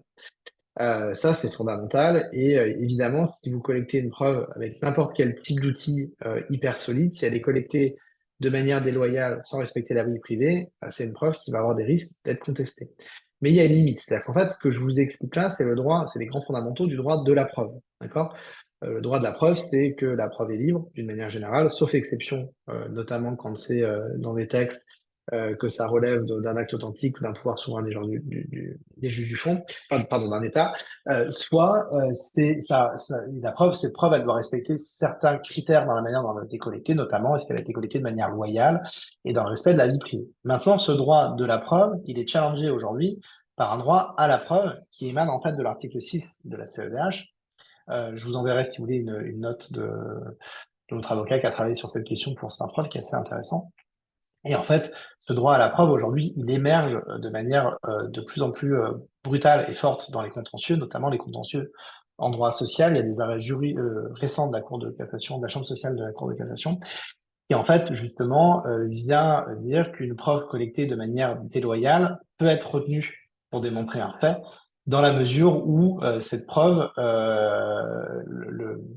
le fait que cette preuve apparaisse dans le dossier se fasse de manière, un, proportionnée, et que deux, ça soit la seule manière de démontrer un préjudice ou une situation. Autrement dit, le droit à la preuve est en train aujourd'hui de créer une érosion sur la loyauté et le respect de la vie privée, puisqu'en fait, quand on doit démontrer une situation, si on a des preuves qui sont collectées de manière déloyale ou qui sont en entorse à la vie privée, mais que c'est la seule manière que j'ai de le démontrer et que cette manière-là est proportionnelle aux enjeux de mon dossier, alors je peux quand même donner ces preuves-là et elles pourraient être retenues par le magistrat. Donc on encourage quand même une dynamique dans laquelle finalement le droit à la preuve est en train un petit peu de prendre le dessus dans pas mal de situations. Ça, c'est assez intéressant en termes de tendance. Maintenant, c'est quoi globalement les grandes situations dans lesquelles la preuve va être contestée? En fait, c'est dans deux situations aujourd'hui. Euh, des grosses questions en termes d'eurodatage. Quand vous apportez des preuves photos et que vous n'avez pas de certitude sur l'eurodatage, évidemment, la preuve va être potentiellement... voilà, c'était pour l'enregistrement d'un entretien préalable. Et cet enregistrement a été fait à l'insu du salarié. Bon, il y a plusieurs arrêts de la Chambre sociale de la Cour de casse en ce sens, et puis il y a d'autres arrêts également qui sont en train de sortir sur ces sujets. Donc évidemment, dans les faits, les grosses difficultés qu'on a, par exemple ici, c'est un accident de voiture pour prouver la cause d'un accident. Pas de datation certaine, je peux pas savoir si effectivement le dommage causé à mon véhicule était lié à l'accident en question. Et donc du coup, un magistrat va rejeter ici les preuves. Faute de l'entrepreneur dans le cadre de travaux, de la même manière, des photographies qui vont pas être datées et qui montrent que la façade est dépourvue d'enduit, sans qu'il y ait de dégradation identifiable, à ce moment-là, c'est rejeté et le magistrat, il a tendance à s'arrêter dans ce cas-là en disant, il faut un constat d'huissier pour démontrer l'euro d'attache. De la même manière, sur des composants de succession, donc ça c'était pour démontrer l'existence de biens mobiliers de mémoire dans le cadre de succession, et en fait les photos, on pouvait pas en vérifier l'origine, et donc du coup, pareil, un magistrat a rejeté. Je vais assez vite sur ces cas-là, il y a vraiment pléthore de jurisprudence en ce sens. Dégradation, pareil sur des photos. Ici, c'est pas daté. Pareil, pas daté pour la conformité. En matière d'état des lieux, de la même manière, il n'y avait pas de contradictoire, c'était pas daté, donc ça vaut rien en termes de force propre. Donc la conclusion de ça, c'est que la datation, alors on a des choses un petit peu similaires hein, sur la géolocalisation, c'est que finalement toutes les situations et toutes les preuves ne vont pas se valoir de la même manière. Et donc du coup, on va avoir différents critères qu'on va observer. Euh, Ces critères, c'est quoi? En fait, une preuve on va étudier la caractéristique probante d'une preuve au regard de trois grands critères. Euh, Déjà, l'identité, qui a collecté la preuve. Parfois, ça va être utile parce que ça va permettre de comprendre dans quel contexte ou avec quelle intention cette preuve a pu être collectée. Il faut savoir que cette identité, elle n'est pas d'ailleurs toujours vérifiée en matière de constat d'huissier. On a plein de situations, en fait, on se rend compte que quand un huissier débarque sur site et fait un constat pour quelqu'un, il vérifie pas l'identité des personnes qui sont autour de lui. Bon, après, en tant qu'officier public ministériel, il n'a pas nécessairement besoin puisqu'il va décrire un fait de manière complètement objective. Mais néanmoins, ça peut être intéressant de vérifier l'identité de la personne quand on vient sur place, et ça, c'est pas toujours fait. Ensuite, il y a une question de sincérité. Dans quelle mesure je peux être certain que le fichier qu'on va me transmettre n'a pas été falsifié, truqué? Et enfin, c'est l'intégrité. C'est-à-dire, dans quelle mesure le fichier qui a été collecté va avoir des garanties sur le fait qu'il ne va pas être transformé dans le temps, que des personnes qui auraient accès de manière malveillante pourraient le transformer ou le divulguer. Et donc, du coup, dans quelle mesure ce fichier va être protégé dans le temps. Euh, et donc, du coup, donc, si je prends un petit peu les solutions qui sont, que je vous avais citées, euh, pour vérifier l'intégrité du fichier. Autrement dit, je vais déposer un fichier quelque part, et ce fichier, je vais être certain qu'il va, si je le compare à l'original dans 10 ans, je vais être certain de pouvoir vérifier de manière certaine et que la comparaison que je vais faire avec le fichier qui a été stocké de manière sécurisée, que ce stockage-là ne va pas entraîner potentiellement des falsifications qui viendraient biaiser cette comparaison. Bah, typiquement, des solutions comme Blockchain Your IP, comme DeepBlock, répondent à cette question. Comment les y répondre? De deux grandes manières, en fait. La première manière, ça va être de garantir, alors, de trois manières. Déjà, il y a la question du stockage. Où sont stockés ces fichiers-là et dans quelle mesure ce stockage est sécurisé au regard des personnes qui ont accès ou de tiers hackers qui voudraient y avoir accès. Premier point. Donc, en gros, c'est dans quel type de coffre-fort je vais mettre mon fichier. La deuxième chose, c'est qu'en amont de ça, c'est comment je vais qu'est-ce qui va me permettre de tracer le moment où je le mets dans le coffre-fort. Et en fait, là, il y a deux écoles qui peuvent être d'ailleurs complémentaires. Soit vous ancrez dans la blockchain, c'est-à-dire qu'en fait, vous allez mettre le fichier que vous avez en votre possession, vous allez l'ancrer dans la blockchain, ça va générer une empreinte unique. Et cette empreinte unique, si vous remettez un fichier identique dans la blockchain, vous allez pouvoir comparer le hash. Si le hash est identique, en fait, dans le temps, vous allez pouvoir dire bah, le fichier qui est stocké là de manière sécurisée et le double exact que j'ai en ma possession, qui me génère le même hash dans 5 ans, ça veut bien dire que le fichier que j'ai dans ma possession, que je vais par exemple invoquer devant un tribunal, est bien le même que celui qui avait été ancré à tel moment dans le coffre-fort. Et donc, du coup, ça me permet de démontrer ça. La deuxième, alors l'avantage de la blockchain, c'est que c'est très puissant dans l'air du temps. C'est des processus qui sont décentralisés. Je suis pas là pour faire un cours sur la blockchain, mais ça présente quand même un certain nombre d'intérêts. L'inconvénient de la blockchain, c'est qu'aujourd'hui, la blockchain n'est pas reconnue en droit européen et en droit français. Elle est reconnue pour certains types de dispositifs financiers, notamment quand on fait des levées de fonds en crypto-monnaie ou en zut. Alors, quand on génère en fait des tokens et qu'on veut lever des fonds, donc c'est des ICO, là-dessus, ça s'est ancré, enfin c'est ancré, c'est dans les textes de la loi Pacte 2019. En revanche, c'est pas dans les textes en matière de la preuve et ça avait été rejeté à l'époque de la loi Pacte en 2019 pour des raisons dont je vais revenir après. Donc, l'avantage de la blockchain, c'est qu'effectivement, on est sur un dispositif technique et fiable. C'est le sens de l'histoire que ces dispositifs-là soient reconnus et il est fort probable qu'un magistrat, si on lui explique le process, euh, de vérification, ça emporte son avis de conviction. Néanmoins, comme c'est pas dans les textes, bah, il y a toujours une zone d'ombre. La deuxième stratégie, qui peut être complémentaire, ça va être de se dire, ben, finalement, je vais émettre un tampon de signature électronique du fichier au moment où il est collecté ou au moment où je vais le mettre sur mes serveurs sécurisés. Et ce fichier électronique, moi, je vais émettre en tant que tiers de confiance. Donc, par exemple, DeepBlock fait comme ça. En tant que DeepBlock, je vais générer un certificat de signature électronique que je vais apposer sur le fichier photo et que je vais rattacher avec ce fichier photo, enfin photo ou fichier tout court d'ailleurs électronique. Et du coup, bah, comme j'ai une signature électronique qui va respecter les dispositifs de type IADAS, bah, je vais pouvoir avoir une garantie sur l'horodatage. Puisqu'en fait, ça pour le coup, c'est dans les textes. Les normes IADAS, elles sont documentées, elles sont reconnues dans les textes. Et donc, du coup, je vais avoir une datation qui va être reconnue en matière de droit européen et de droit français. Ça, c'est la stratégie de blocs. Les deux peuvent aller ensemble, c'est-à-dire que vous pouvez faire un ancrage blockchain plus ou complémentaire de l'émission d'un certificat de signature électronique. Donc, ça, c'est intéressant. Alors, c'est pas une signature en tant que telle hein, de partie, c'est vraiment en tant que dispositif technique, je vais générer en mon nom une signature électronique qui a les caractéristiques de la signature électronique sur un fichier. Et donc, du coup, bah, ce fichier va respecter les standards de type IADAS niveau 3. Et du coup, bah, je vais avoir en face une datation certaine du fichier au moment où il est déposé sur mes serveurs. Bon, ça c'est important pour garantir l'intégrité. Maintenant, si je prends un scénario dans lequel je vais ancrer une photo ou mettre, pour limiter le flou, peut-être intéressant, alors, ce que pense l'ANSSI de tel ou tel service, typiquement, DeepBlock est certifié par l'ANSSI. Et parce qu'en fait, les dispositifs de signature électronique, pour être un tiers capable de délivrer des signatures électroniques ou des cachets de signature électronique type DeepBlock, il faut en fait avoir une certification ANSSI. En tout cas, c'est recommandé et tous les acteurs de la place sérieux l'ont. Et du coup, c'est ce qui va permettre de le reconnaître. Donc là-dessus, on va vérifier effectivement, vous avez raison, Philippe, de le préciser.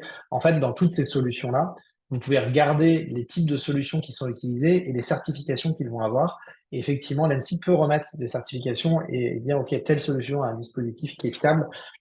Et donc, du coup, vous pouvez lui faire confiance. Donc ça, c'est effectivement important. Et l'ANSSI est un bon gendarme. Je ne sais pas si on peut parler de gendarme, mais en tout cas, un bon contrôleur des solutions qui sont sur la place. Et aujourd'hui, de toute façon, toutes les solutions sérieuses ont intérêt à se faire labelliser et à passer ces certifications-là. Donc typiquement, DeepBlock remplit complètement ça.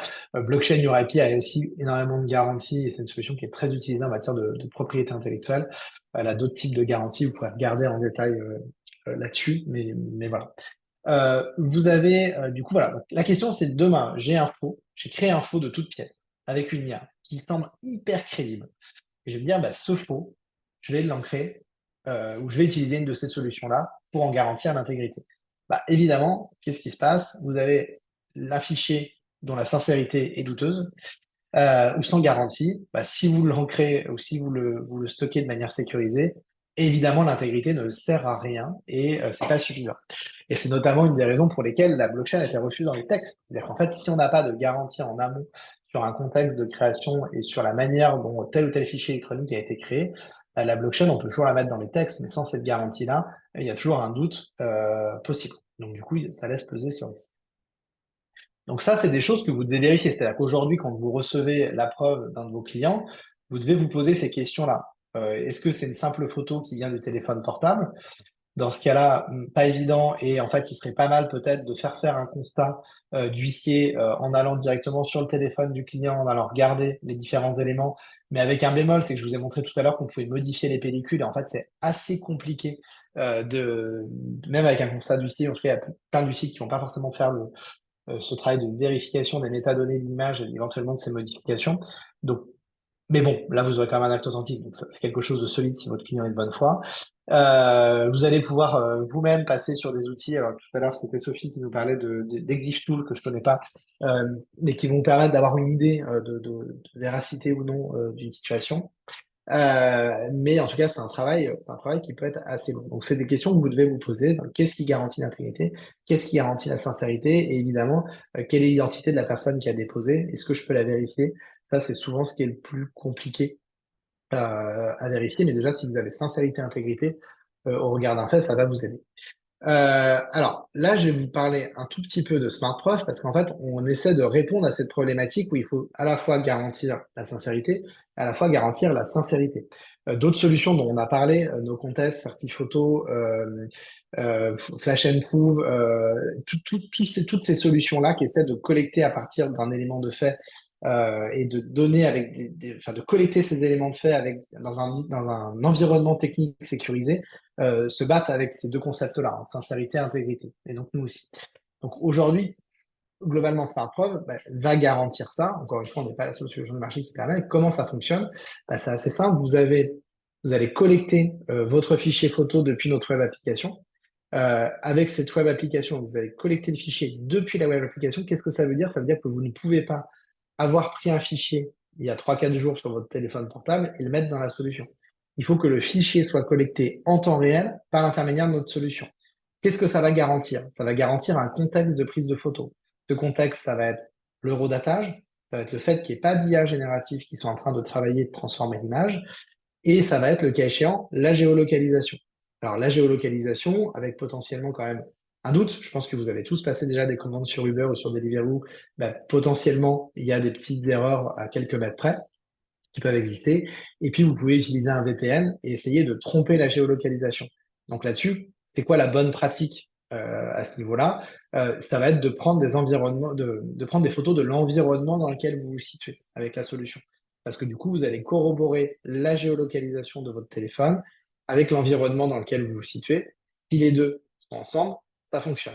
Qu'est-ce que ça veut dire également pour vous? C'est que demain, si avec une solution type SmartProv, une partie adverse vous apporte une photo simple d'un préjudice et essaie de s'en prévaloir et que c'est une photo simple, vous allez pouvoir dire, ouais, mais qu'est-ce qui me démontre que les éléments de contexte rattachent bien la géolocalisation à la photo?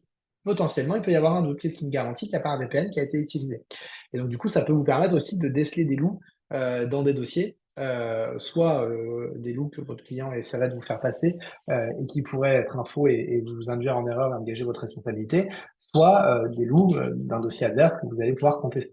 Donc là-dessus, vraiment, la bonne pratique pour la géologue, c'est enfin, vous allez toujours avoir des doutes à ce niveau-là. Donc, c'est toujours de se dire, est-ce qu'il y a plusieurs éléments qui viennent corroborer la géolocalisation? Je prends une photo d'un chantier chez moi, je prends les différentes photos, je sors dans la rue ou je prends une photo de la fenêtre avec la rue qui passe. Et là, ma géologue et la rue vont permettre de bien démontrer qu'effectivement, je suis bien situé à tel endroit et ça peut être vérifiable in concreto. La deuxième situation, alors, donc dans la sincérité, qu'est-ce qu'on va collecter aussi? Ça va être l'appareil photo qui prend la photo. Est-ce que c'est l'appareil photo avec une petite focale, une grande focale, etc. Donc ça va vous permettre de déceler potentiellement des angles de prise de vue et donc des choses qui pourraient essayer d'être dissimulées ou non, ça c'est important. Le navigateur utilisé, etc., etc. On va essayer de collecter un maximum d'informations sur le fichier qui va être collecté. Une fois qu'on a ces fichiers qui ont des garanties techniques sur leur sincérité, évidemment, vous pouvez toujours masquer un bout de la situation. Vous prenons l'exemple du dégât des eaux, vous pouvez tout à fait avoir intérêt à masquer une situation ou à essayer de tricher. Mais encore une fois, si vous êtes de bonne foi, vous prévoyez des preuves qui vont être très difficilement discutables par une partie adverse. Donc voilà, sincérité. Ensuite, derrière, on va faire deux choses. On va faire on travaille avec D-Block en partenariat, donc on va faire l'ancrage sur la blockchain et on va générer la signature électronique. Autrement dit, on a une double sécurité à ce niveau-là et ensuite c'est stocké sur des serveurs sécurisés, tous les fichiers sont cryptés, etc. Donc, l'ancrage blockchain plus la signature électronique permettent d'avoir des garanties d'intégrité, c'est-à-dire que dans 6 mois, j'ai pris 20 photos, elles sont dans un fichier zip qui a été ancré sur la blockchain. Ce fichier, je le remets. Si le hash est identique, il y a des processus de vérification qui me permettent effectivement de dire que les fichiers en ma possession que je vais remettre à un magistrat ou que je vais remettre à mon avocat pour qu'il puisse me défendre sont bien identiques à ceux qui avaient été pris au moment T via notre solution. Ça permet de revenir sur le redatage. Ça permet aussi de revenir sur le fait que les fichiers que vous allez invoquer n'ont pas été transformés entre-temps. Donc voilà, bon, je vous ai expliqué un petit peu le principe. Évidemment, notre solution, elle émet on est en train donc si vous la testez en ce moment ou si vous la testez après notre formation dans les jours qui viennent, on est en train de faire une grosse migration. En fait, vous allez avoir un rapport technique qui va être remis pour toutes les preuves, et vous allez ensuite avoir la possibilité d'obtenir un récipicé de l'huissier de justice le plus proche, qui va être en fait un moyen de pression. Et donc pour 8 euros, vous allez avoir un courrier d'huissier qui dit que les fichiers ont été reçus à son étude et que voilà, c'est un moyen de pression comme ce premier courrier amiable.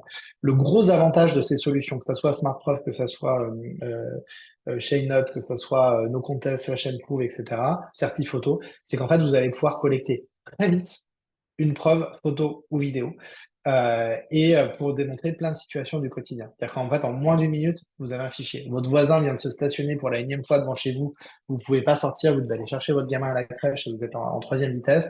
Paf, vous en avez ras-le-bol, vous l'avez dit 50 fois, il veut rien entendre, vous commencez à collecter des preuves. Donc voilà. Et le cas échéant, bah, vous allez avoir le commissaire de justice dans la boucle, soit pour vous permettre d'avoir un moyen de pression ou un moyen qui va vous asseoir votre bonne foi, soit le cas échéant, se déplacer, faire un constat. Alors du coup, voilà, vous avez en gros le principe, je passe là-dessus. Hop, qu'est-ce que ça veut dire d'un point de vue preuve?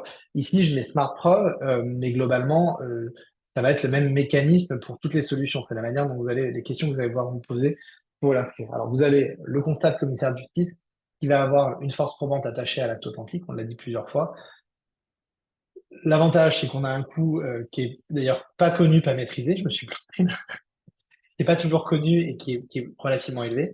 Vous allez avoir une identification immédiate. Ah oui, pardon. Je dis une connerie. En fait, avec StarProp, comme on vous permet d'être mis en relation avec les huissiers, pour le coup, on va permettre d'avoir un coût qui est connu et qui est maîtrisé. Parce que ça, c'est dans le cadre de nos mises en relation. Vous allez avoir un professionnel disponible, vous allez avoir un coût qui est contrôlé sans mauvaise surprise. Maintenant, ce qui nous intéresse, c'est la fameuse photo que vous allez prendre par vous-même dans une situation concrète. Bah là, en fait, vous avez une force probante qui est renforcée, qui va être difficile à contester par une partie adverse en apportant une preuve contraire si vous êtes de bonne foi. Et voilà, donc ça, c'est ce que je vous disais un petit peu je vous ai pris ces éléments-là, notamment sur l'histoire de la géologue, sur des éléments de contexte qui ne seraient pas complètement pris. Et donc là-dessus, effectivement, il faut bosser.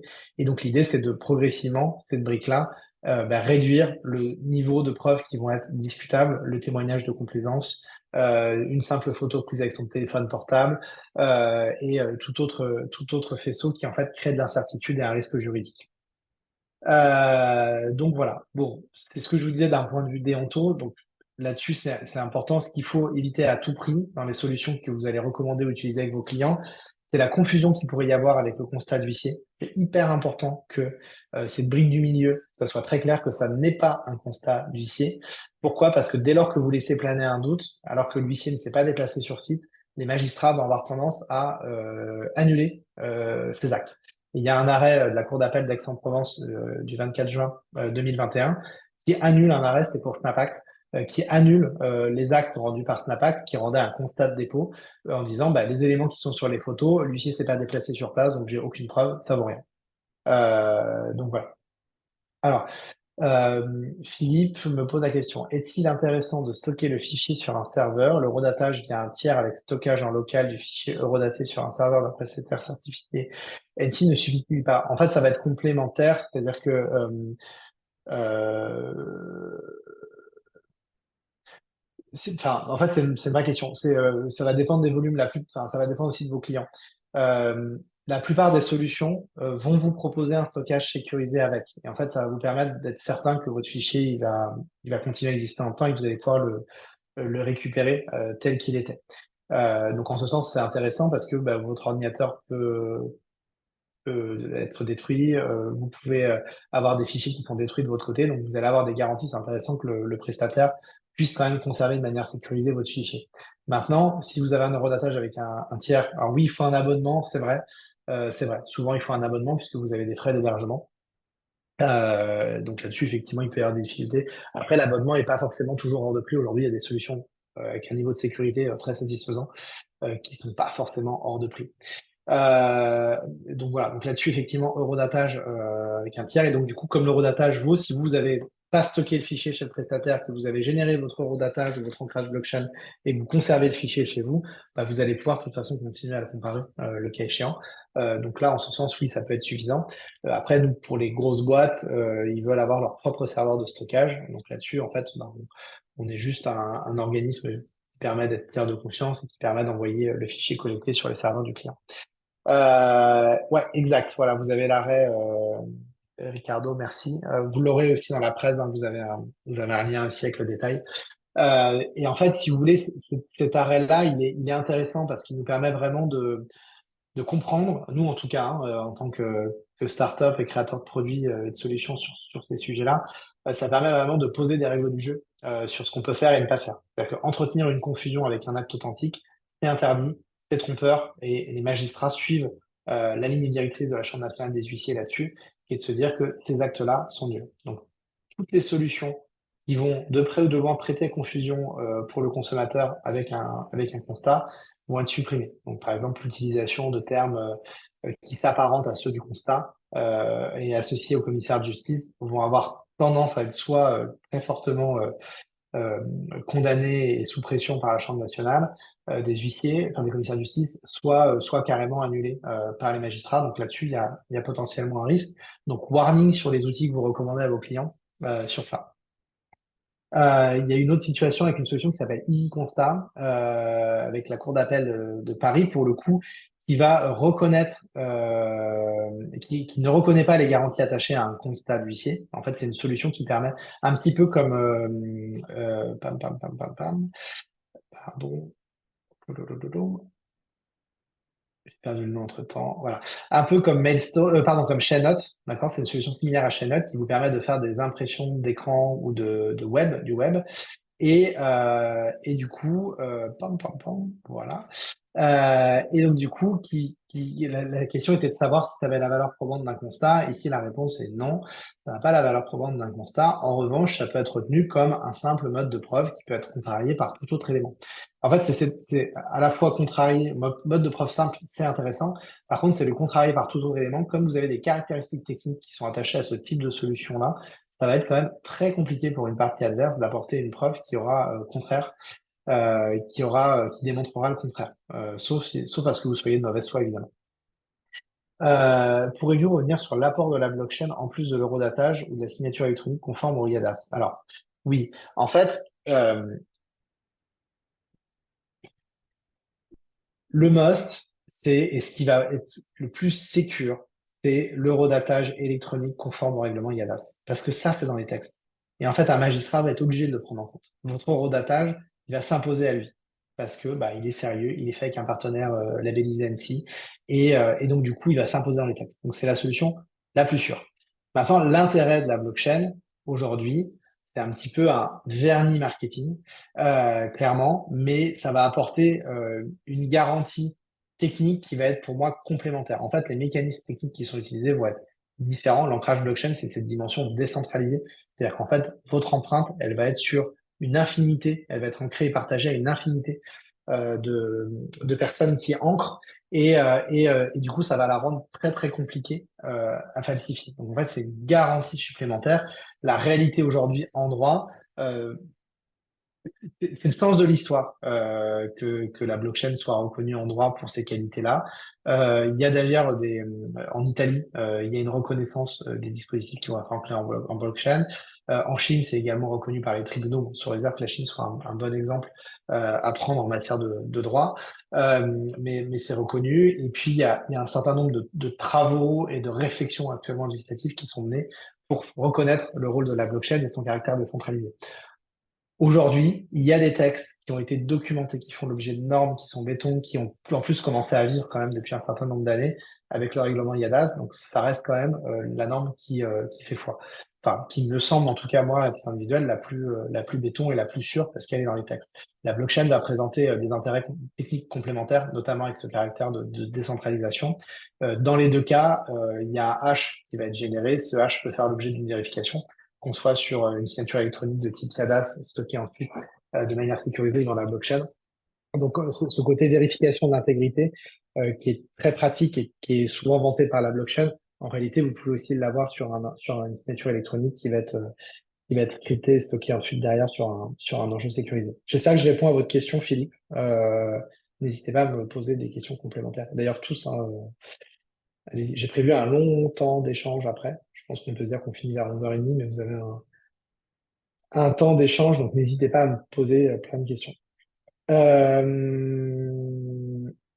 Hop là, je passe sur la presse, voilà. Donc là-dessus, bah, c'est une bonne transition et c'est un petit peu ce que je vous disais, c'est qu'effectivement, il y a aujourd'hui une évolution sur les pratiques. Quand on vous parlait d'un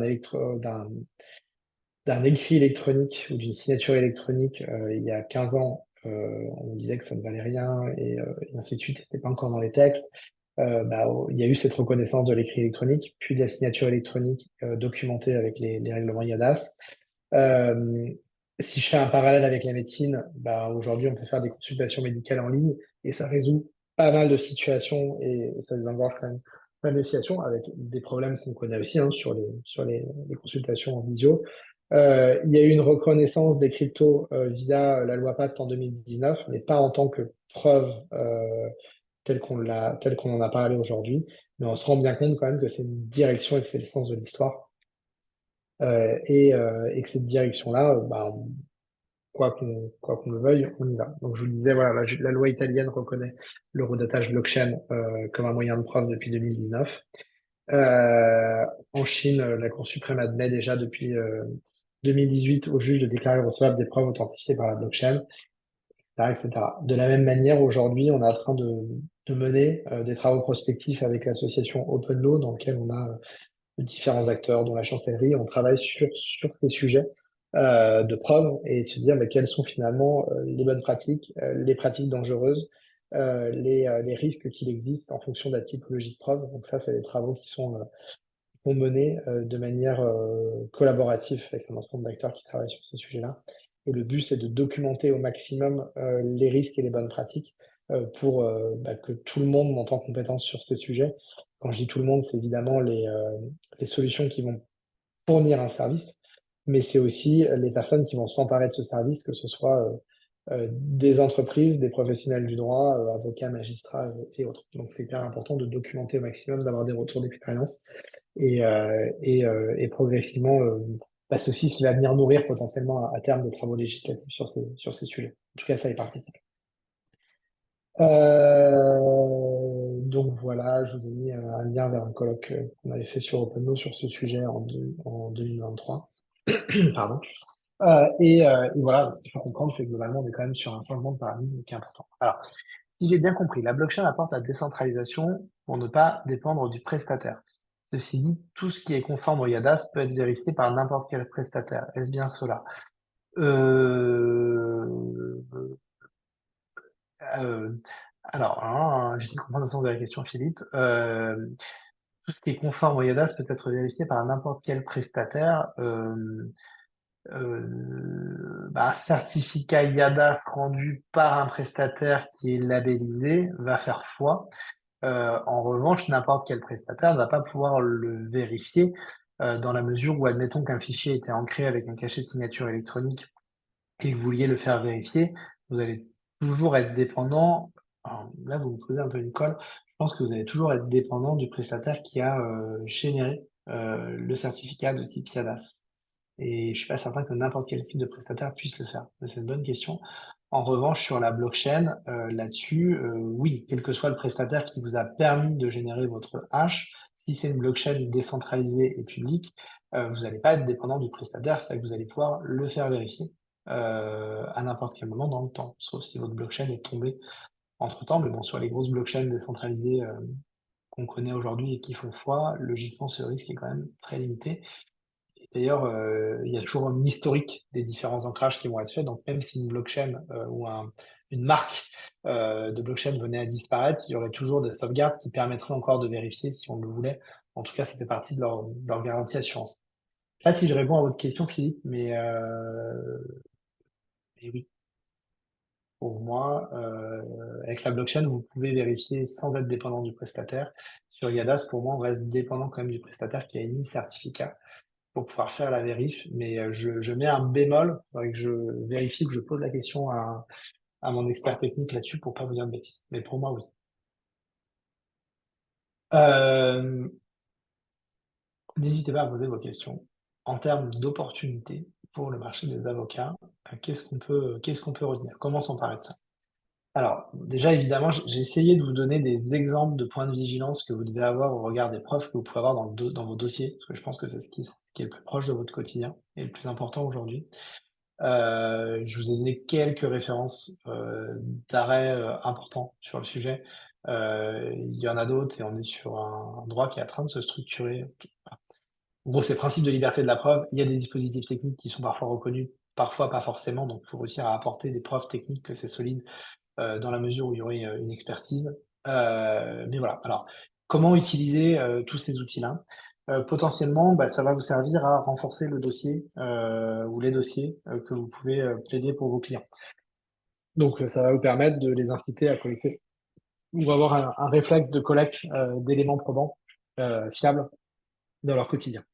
Donc ça, c'est le premier point. Bah, évidemment, ça peut être un service que vous allez fournir à vos clients pour les aider à collecter des preuves et ou à renforcer les dossiers. Donc là, vous allez prescrire, leur dire, OK, bah, travaille avec tel outil, fais des dépôts là-dessus prends des photos, fais une impression d'écran et ainsi de suite. Donc c'est des recommandations que vous allez fournir à vos clients qui vont vous permettre de muscler un peu vos dossiers et d'éviter ou de réduire le risque de contestation par la partie adverse ou le risque qu'un magistrat écarte la preuve en question. Le deuxième point, évidemment, c'est que dès lors que vous arrivez à avoir des preuves solides pour vos clients, vous allez éviter l'escalade du parole contre parole qui souvent génère le contentieux judiciaire. Donc dès lors que vous avez des éléments solides, très difficilement contestables, et que vous allez pouvoir montrer votre détermination à une partie adverse, potentiellement, vous allez réduire le niveau de mauvaise foi et négocier à l'amiable plus facilement. Aujourd'hui, par exemple, SmartProv, on travaille avec des protections juridiques qui font ce pari-là, en se disant que si leurs assurés utilisent de manière régulière notre solution dans leur quotidien, quand un dossier s'ouvre, ce dossier a moins de chances d'aller jusqu'au judiciaire, parce que le justiciable a collecté des éléments de preuve solides et difficilement contestables. Donc du coup, ça facilite la résolution amiable.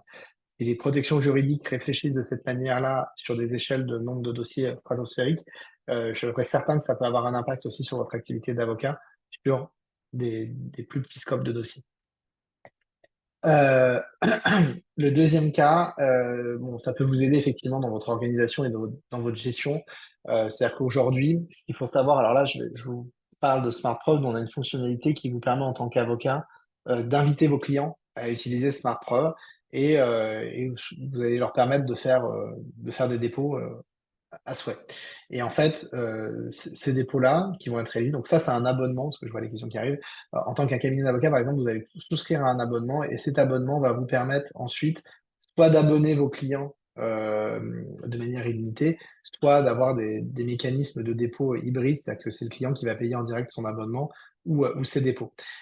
Si vous dites, et donc du coup, ça va permettre à vos clients de collecter des preuves fiables et potentiellement de mettre une nomenclature pour les différentes preuves qui sont collectées, qui vont vous aider dans la structuration et la gestion de votre dossier.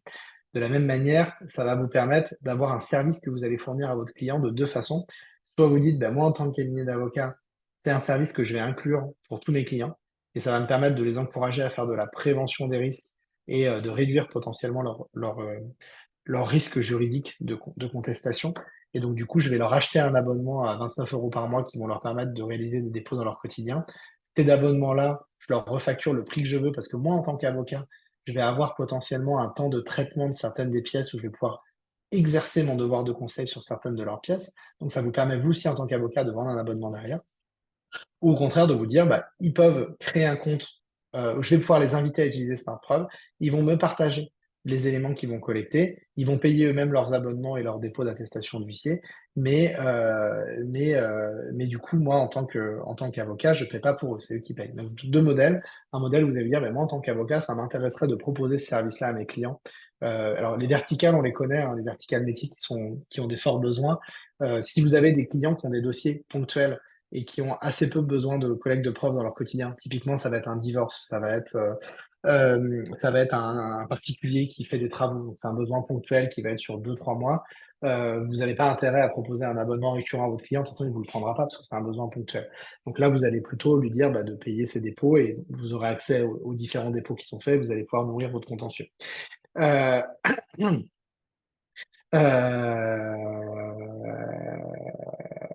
Je vais répondre à votre question après, Philippe. C'est un cas que je connais pas, ça m'intéresse.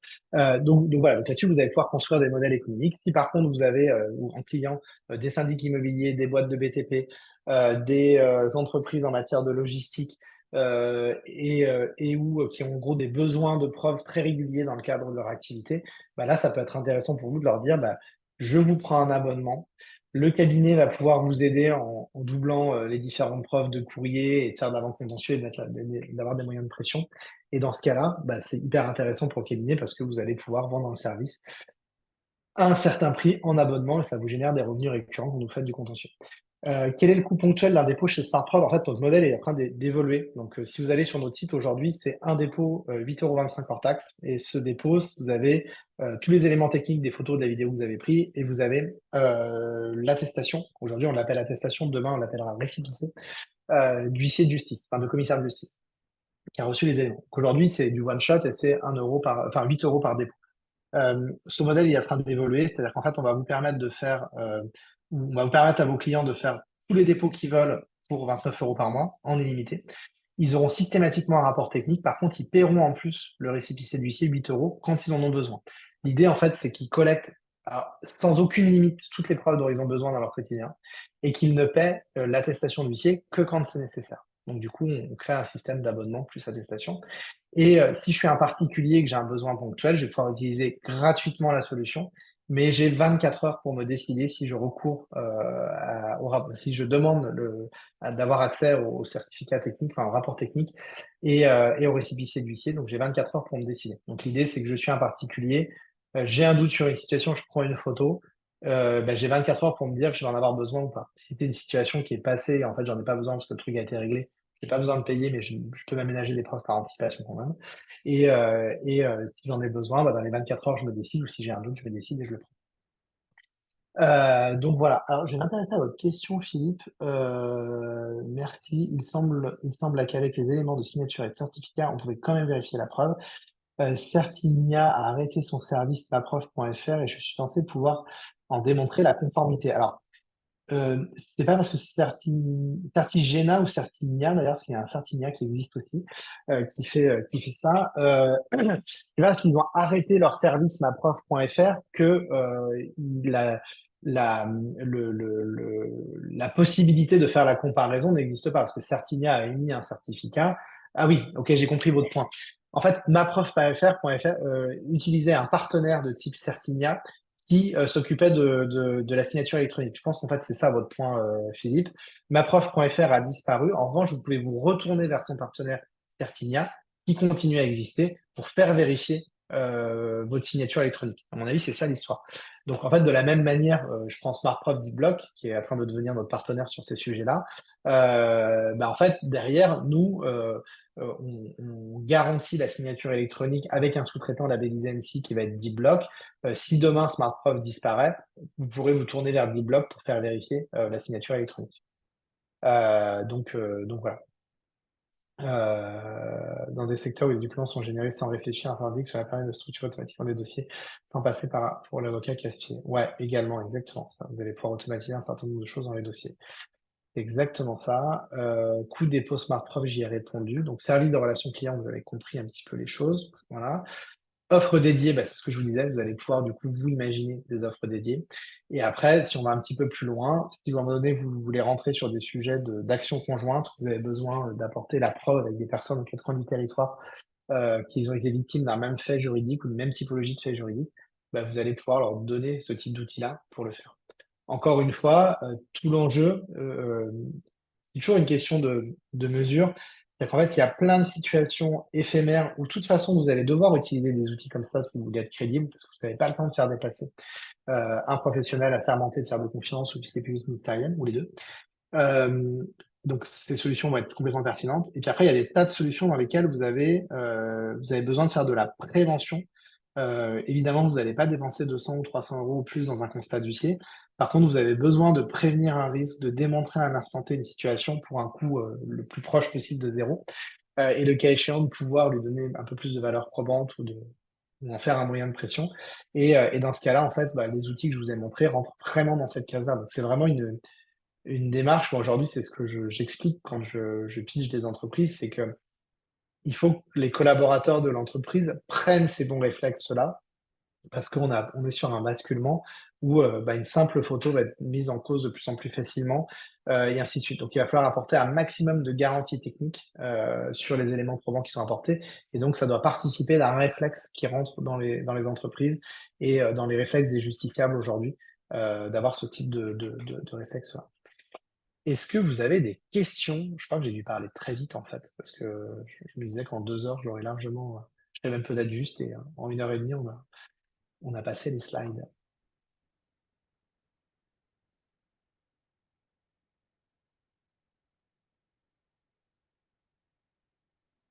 Théoriquement, si on a les fichiers de signature, tous les prestataires doivent avoir les outils de vérification de conformité, notamment les juridictions, mais je n'ai jamais testé. Oui, c'est exact.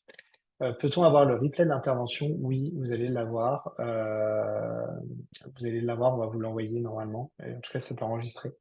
Ça sera sur Barreau TV, si je dis pas de bêtises, Annick.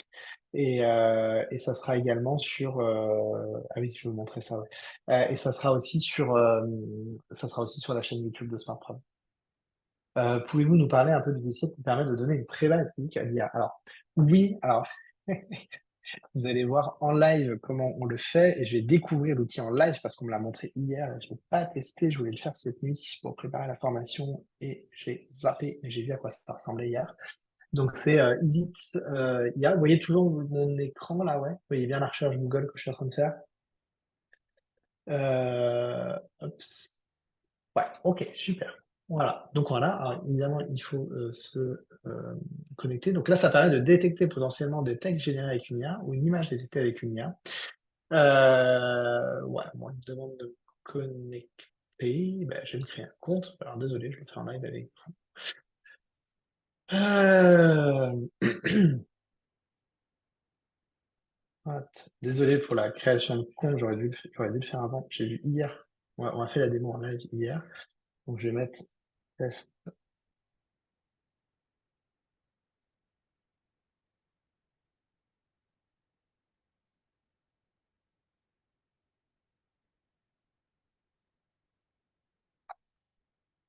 Tac. Ta, ta, ta, ta, ta. Imagine que je vais recevoir un lien de validation.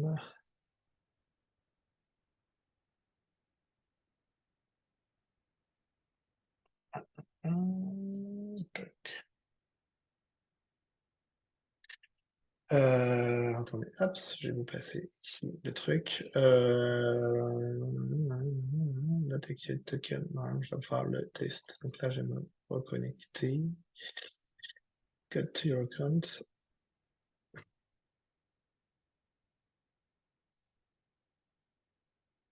Ok, ah bah, attends, je sais ce que je vais vous faire. Hop là, on va par exemple mettre mon image de mes chasseurs d'or ici. Bon, ça a été généré 100% par de l'IA, je check.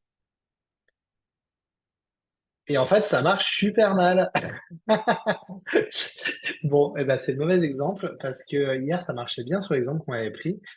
Ici, cette image, c'est complètement con.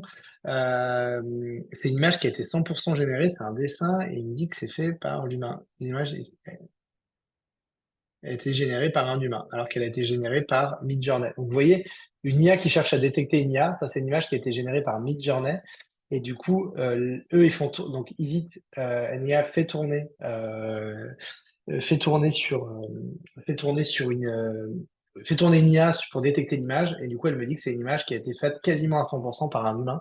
Donc, ça marche pas du tout. Alors ouais, je vais tester avec une photographie, je suis assez d'accord. Et ben on va prendre, vous savez quoi, on va prendre l'image de notre pape en doudoune, là, ou de notre Donald Trump. Tac, tac, tac. Hop,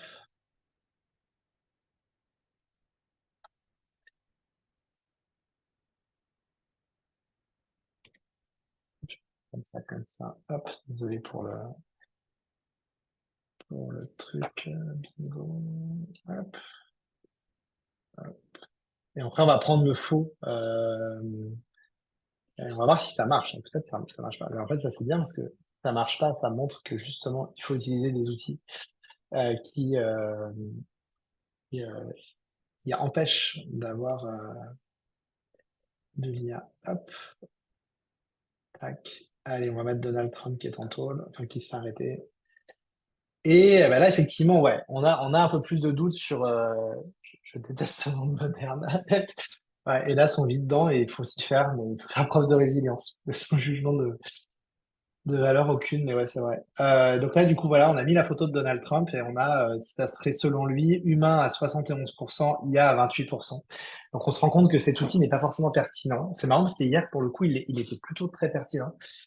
sur un autre test que j'ai fait avec un ami. Et là, effectivement, on se rend compte que c'est pas forcément pertinent. Bon, après, des outils de ce type-là, il y en a plein qui vont émerger. Donc voilà, ça va forcément s'améliorer aussi, mais on se rend compte que c'est pas si évident que ça qu'une IA puisse détecter une autre IA. Je vais harceler trop, désolé.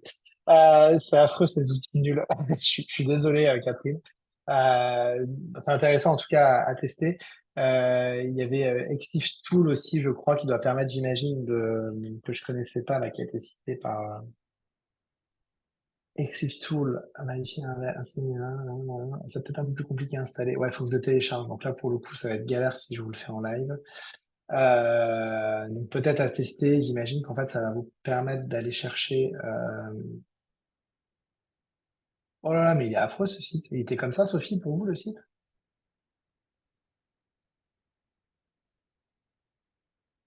Exit tout, mais t'as rien compliqué, ouais, sans blague. C'est un enfer. Là. Bravo pour votre patience, Sophie. Donc ça, là-dessus, typiquement, peut-être très performant, mais en tout cas, pas du tout facile d'accès. Je sais pas. Ouais, donc effectivement, ça doit être éprouvant. Euh, voilà, après, bon, voilà, vous avez plein d'outils là-dessus, il faut être en veille hein, sur les outils. Donc, aucun outil fiable. Bah, en fait, le seul outil fiable, c'est l'outil qui vous garantit qu'à aucun moment il y a de l'IA au moment où vous collectez votre fichier. Et nous, c'est vraiment le parti pris qu'on a avec SmartProv, mais que d'autres ont. Hein. C'est vraiment de garantir que le fichier est collecté par l'intermédiaire de notre solution et qu'au moment où il est collecté et dans le cadre de son stockage, à aucun moment il y a une IA qui va travailler sur le fichier qui est collecté. Donc ça, c'est vraiment, vraiment fondamental. Donc voilà. Au niveau de la collecte, ok, mais après, dur de prouver la fausseté. C'est-à-dire, Michel, je veux bien que vous m'expliquiez à quoi vous pensez quand vous dites ça.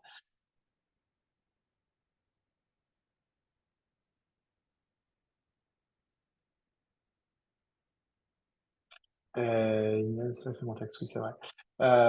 Comment démontrer une fake image? Ah oui, voilà, c'est ça. Oui, bah, enfin, euh, oui et non, Michel, parce que du coup, pour le coup, nous, par exemple, nous, on garantit qu'il n'y a pas de fake image. C'est-à-dire que si vous avez une preuve qui est faite par SmartProv, on vous garantit que c'est pas une fake image. Elle n'a pas été générée par une IA, elle n'a pas été trafiquée par une IA. Donc là-dessus, on est solide. Pouvez-vous faire une démonstration en direct de votre outil? Ouais, je peux faire une. Alors, ouais, je peux faire une démonstration en direct de votre outil. Je vais juste, bah, si ceci est dit, alors, euh, laissez-moi juste une seconde parce que je vais peut-être essayer de vous faire. Je vais prendre un risque. Je vais prendre un risque de live, c'est que je vais vous emmener sur la nouvelle version de notre outil qui n'est pas encore sortie. Hop.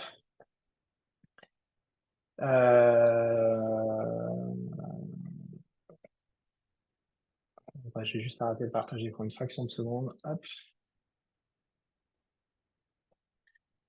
hop.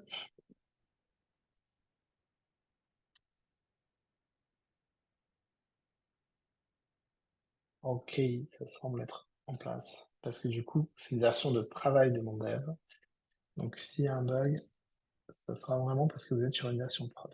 En fait, voilà, vous arrivez sur Smart Prod et vous avez ici la possibilité de déposer des photos, des vidéos, de faire une capture d'écran. Le cas échéant, vous pouvez choisir de faire une demande de constat. On va faire un dépôt de photos. Alors, j'espère juste, comme j'ai ma caméra qui est mise sur l'ordinateur en live, c'est possible que ça ne marche pas parce que ma caméra est déjà prise. Donc, vous voyez ici, j'ai cliqué sur je commence une photo. On me demande si j'accepte d'être géolocalisé. Donc, je vais accepter. Euh, voilà. Je suis bien effectivement avenue de Verdun dans mon domicile. Je confirme, j'active la caméra cette fois-ci. Ouais, c'est bon, cool, ça marche. Voilà. Donc là, vous me voyez forcément en selfie puisque c'est la caméra de mon ordinateur. Et vous allez pouvoir prendre jusqu'à 20 photos. Vous voyez, à chaque fois, on retrouve la latitude, la longitude, et on va faire test, barreau, hop là, entre, réal. Voilà, tac, vous enregistrez. Et là, vous allez pouvoir prendre jusqu'à 20 photos de cette manière-là. La description, elle est facultative. Voilà. Ensuite, à la fin, vous allez pouvoir mettre un titre à votre preuve, une description. Ça, c'est des éléments qui sont déclaratifs, mais ça peut vous aider à classer vos dossiers ou aider vos clients à classer les dossiers. Donc, test. Smart Prove, barre entrepreneurial. OK. Vous allez ajouter le truc, démontrer que le fichier est collecté via. Donc, ce qu'il faut savoir, c'est qu'à chaque fois un fichier photo va être pris, là, ça arrive à très court terme, chaque fichier photo va avoir un tampon de signature électronique. L'ensemble des fichiers photos, donc vous pouvez jusqu'à 20 photos prises pour une preuve, vont être ancrés sur la blockchain. Ça forme un zip qui est ancré sur la blockchain. Et donc là, vous allez choisir, par exemple, si vous avez plusieurs entreprises ou vous le faites pour le compte d'un client. Alors là, je suis sur un compte master, entreprise plus plus.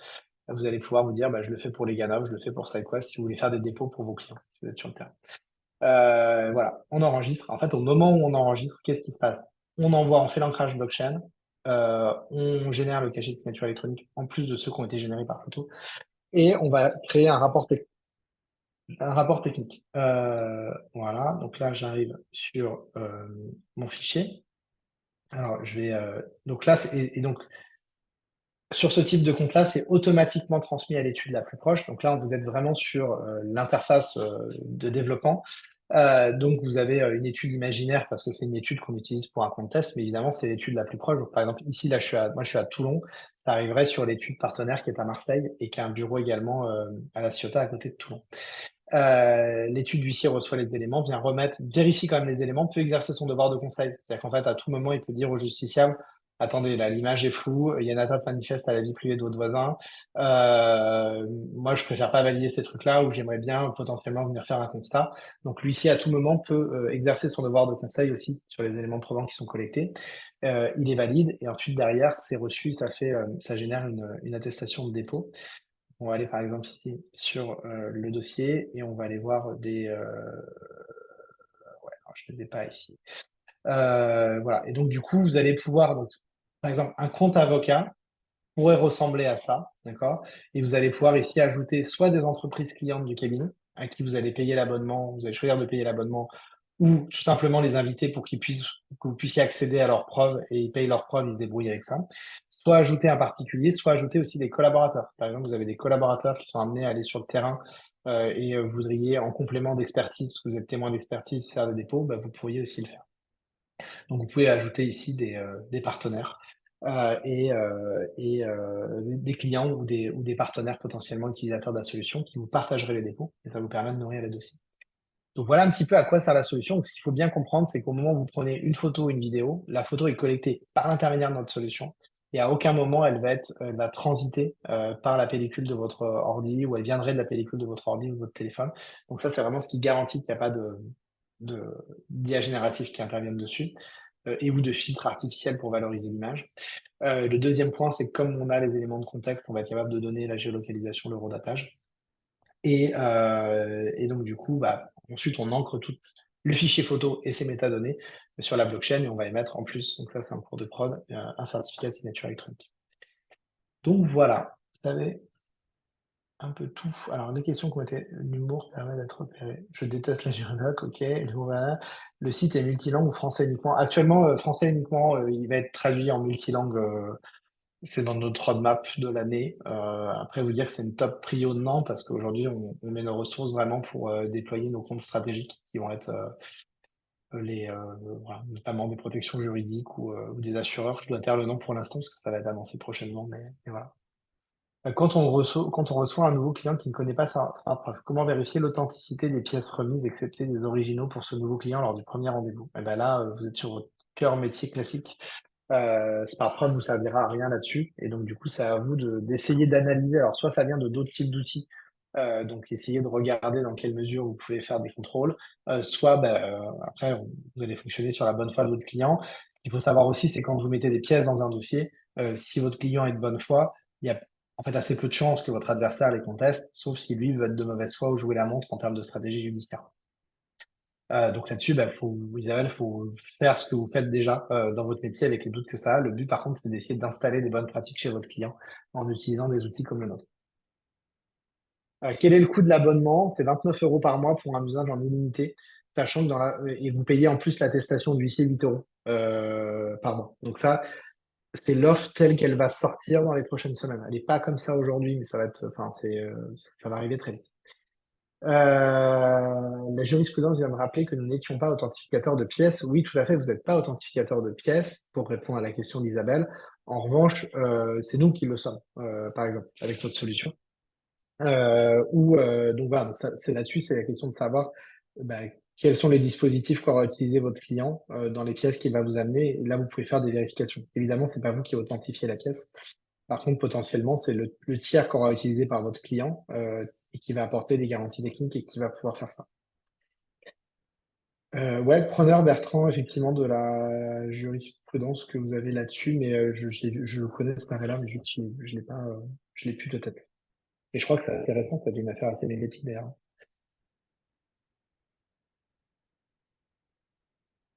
Mm. Est-ce que vous avez d'autres questions?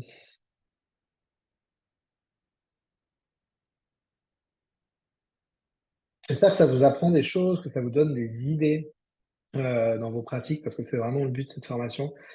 Et je l'organise de la manière la plus pratique possible. Évidemment, il y a du juridique parce que c'est indispensable, mais j'essaie surtout d'insister sur les côtés pratiques et, et terrain métier.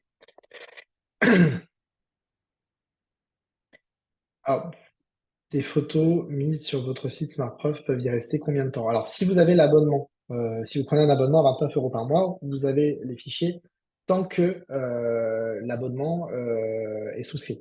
À défaut, et vous l'avez, on est en train de le définir, c'est la règle du jeu, mais vous allez l'avoir pendant une durée qui va aller de 3 mois à 1 an ensuite. Ça, vous le choisirez, et si vous voulez que ça soit complètement détruit, évidemment, vous pouvez exercer vos droits à ce niveau-là. Le deuxième point, c'est que si vous êtes un particulier, que vous faites une photo d'un point de vue gratuit, en fait, vous avez 24 heures pour vous décider, et ça sera stocké en mémoire cache pendant quelques jours, 15 jours de mémoire. Faut que je recheck sur les dispositifs techniques, mais ça sera l'idée en tout cas. Donc, pour un vendeur de voiture, il peut faire 20 photos par véhicule avant livraison, donc 29 € par mois, puis 8 € par photo pour la conservation par huissier. Exactement, c'est ça. Alors, 8 € pour la conservation par huissier. En réalité, la conservation, elle se fait chez nous et il a le document. Lui. Ensuite, l'huissier, de toute façon, a aussi un double du document dans sa base. En revanche, il n'a pas d'obligation d'enregistrer aux minutes avec les caractéristiques de stockage d'un constat. Mais en tout cas, oui, tant qu'il a l'abonnement, il a accès à tous ces docs-là. Il peut les télécharger à tout moment aussi. Et évidemment, si à un moment donné, il a téléchargé ces éléments, qu'il n'a plus d'abonnement, mais qu'il veut faire une vérification, bah, il faudra vous contacter, mais c'est possible. Du moins tant que les éléments sont stockés. Trouvez-vous utile de se mettre à la blockchain en plus de l'EGADAS maintenant? Les prix ne paraissent pas mûrs. Les services ne paraissent pas mûrs. Si, en fait, les services ils sont mûrs, il y a des choses bien qui se font et c'est complémentaire. Les services, en fait, sont mûrs, mais ils sont plus compliqués à lire et à comprendre. Donc je pense que c'est pour ça, Philippe, que vous me dites ça. Mais voilà. Après, la fin de l'abonnement, il perd accès à ses preuves, oui, et il peut les avoir téléchargées en amont. Donc voilà, et donc s'il télécharge toutes ces preuves, en fait, si votre utilisateur a téléchargé toutes ces preuves avant de résilier son compte, on va les stocker pendant 3 mois ou 1 an, donc ça va dépendre des caractéristiques et c'est des arbitrages qu'on est en train de faire en ce moment. Donc l'utilisateur télécharge toutes ces pièces, il a ces pièces, il a les éléments de certification, notamment de signature électronique et d'ancrage blockchain, et donc derrière, il peut toujours aller voir notre partenaire pour faire les vérifications si nécessaire. Même s'il n'a plus accès à ses preuves, dans la mesure où c'est ses preuves, hein, donc il est en mesure de les télécharger et de les garder. Sur cette question de durée de collecte de preuves, on est en train de bosser sur la question en fonction des cas d'usage, et on est une startup, donc on fonctionne par itération. C'est-à-dire qu'en fait, actuellement, c'est les parties qu'on a, mais il n'est pas impossible que, par exemple, on permette d'avoir un accès à la preuve pendant X temps, mais la possibilité de souscrire à un stockage à vie ou pour une durée très longue qui permettrait d'avoir un double stocké sur nos serveurs et qui permettrait encore de faire la comparaison sans que ça soit forcément accessible depuis un abonnement. Bref, là-dessus, il y a des modèles qu'on est en train d'envisager, qu'on va tester et qui ne sont pas encore finalisés. Toulouloum. Ouais, ça serait effectivement intéressant. Je suis complètement d'accord avec vous. En fait, c'est des réflexions aujourd'hui qu'on a avec des assureurs qui sont nos gros prescripteurs. Et on est en train de façonner notre solution en fonction des échanges d'ateliers et contrats qu'on signe avec eux. Voilà. Bon, pour l'anecdote, c'est hors sujet, mais si le projet vous intéresse, la démarche vous intéresse, je vous avais dit au tout début, le Smart Preuve a été co-créé par une cinquantaine d'huissiers de justice et avocats. On les voit venir, les assureurs. Eh oui. Après, les assureurs, ça rentre aussi dans leur cadre de prévention. C'est-à-dire qu'en fait, c'est un outil, c'est un service qu'ils peuvent donner à leurs assurés à titre préventif et ça répond à leur mission de prévention. Donc ça s'inscrit là-dedans, évidemment. Voilà. Bon, après, il peut y avoir des tas d'attentions, de services vendus derrière, etc., qui existent. Donc, ouais, ce que je voulais juste vous dire, c'est qu'initialement, Smartpreuve a été financé par LegalStorm avec une cinquantaine d'huissiers d'avocats. Et aujourd'hui, on réouvre le capital de LegalStorm pour permettre à de nouveaux actionnaires, notamment avocats, parce qu'au début, on a eu beaucoup de commissaires de justice, d'intégrer le capital de LegalStorm pour renforcer l'investissement dans SmartProv et pour investir dans d'autres projets LegalTech qui sont intéressants. Donc, si la démarche vous intéresse, on est en cours de levée et on lève une petite tranche, on lève 100 000 euros actuellement et jusqu'à fin avril, début mai.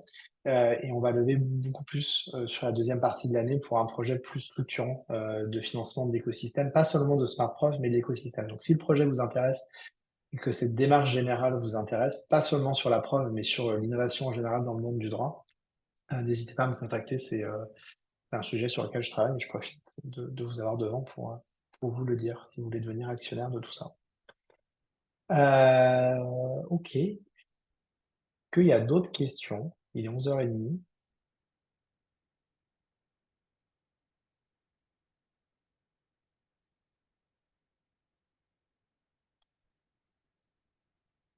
Ok. Merci à vous. Je pense qu'on peut arrêter le recording. Annick.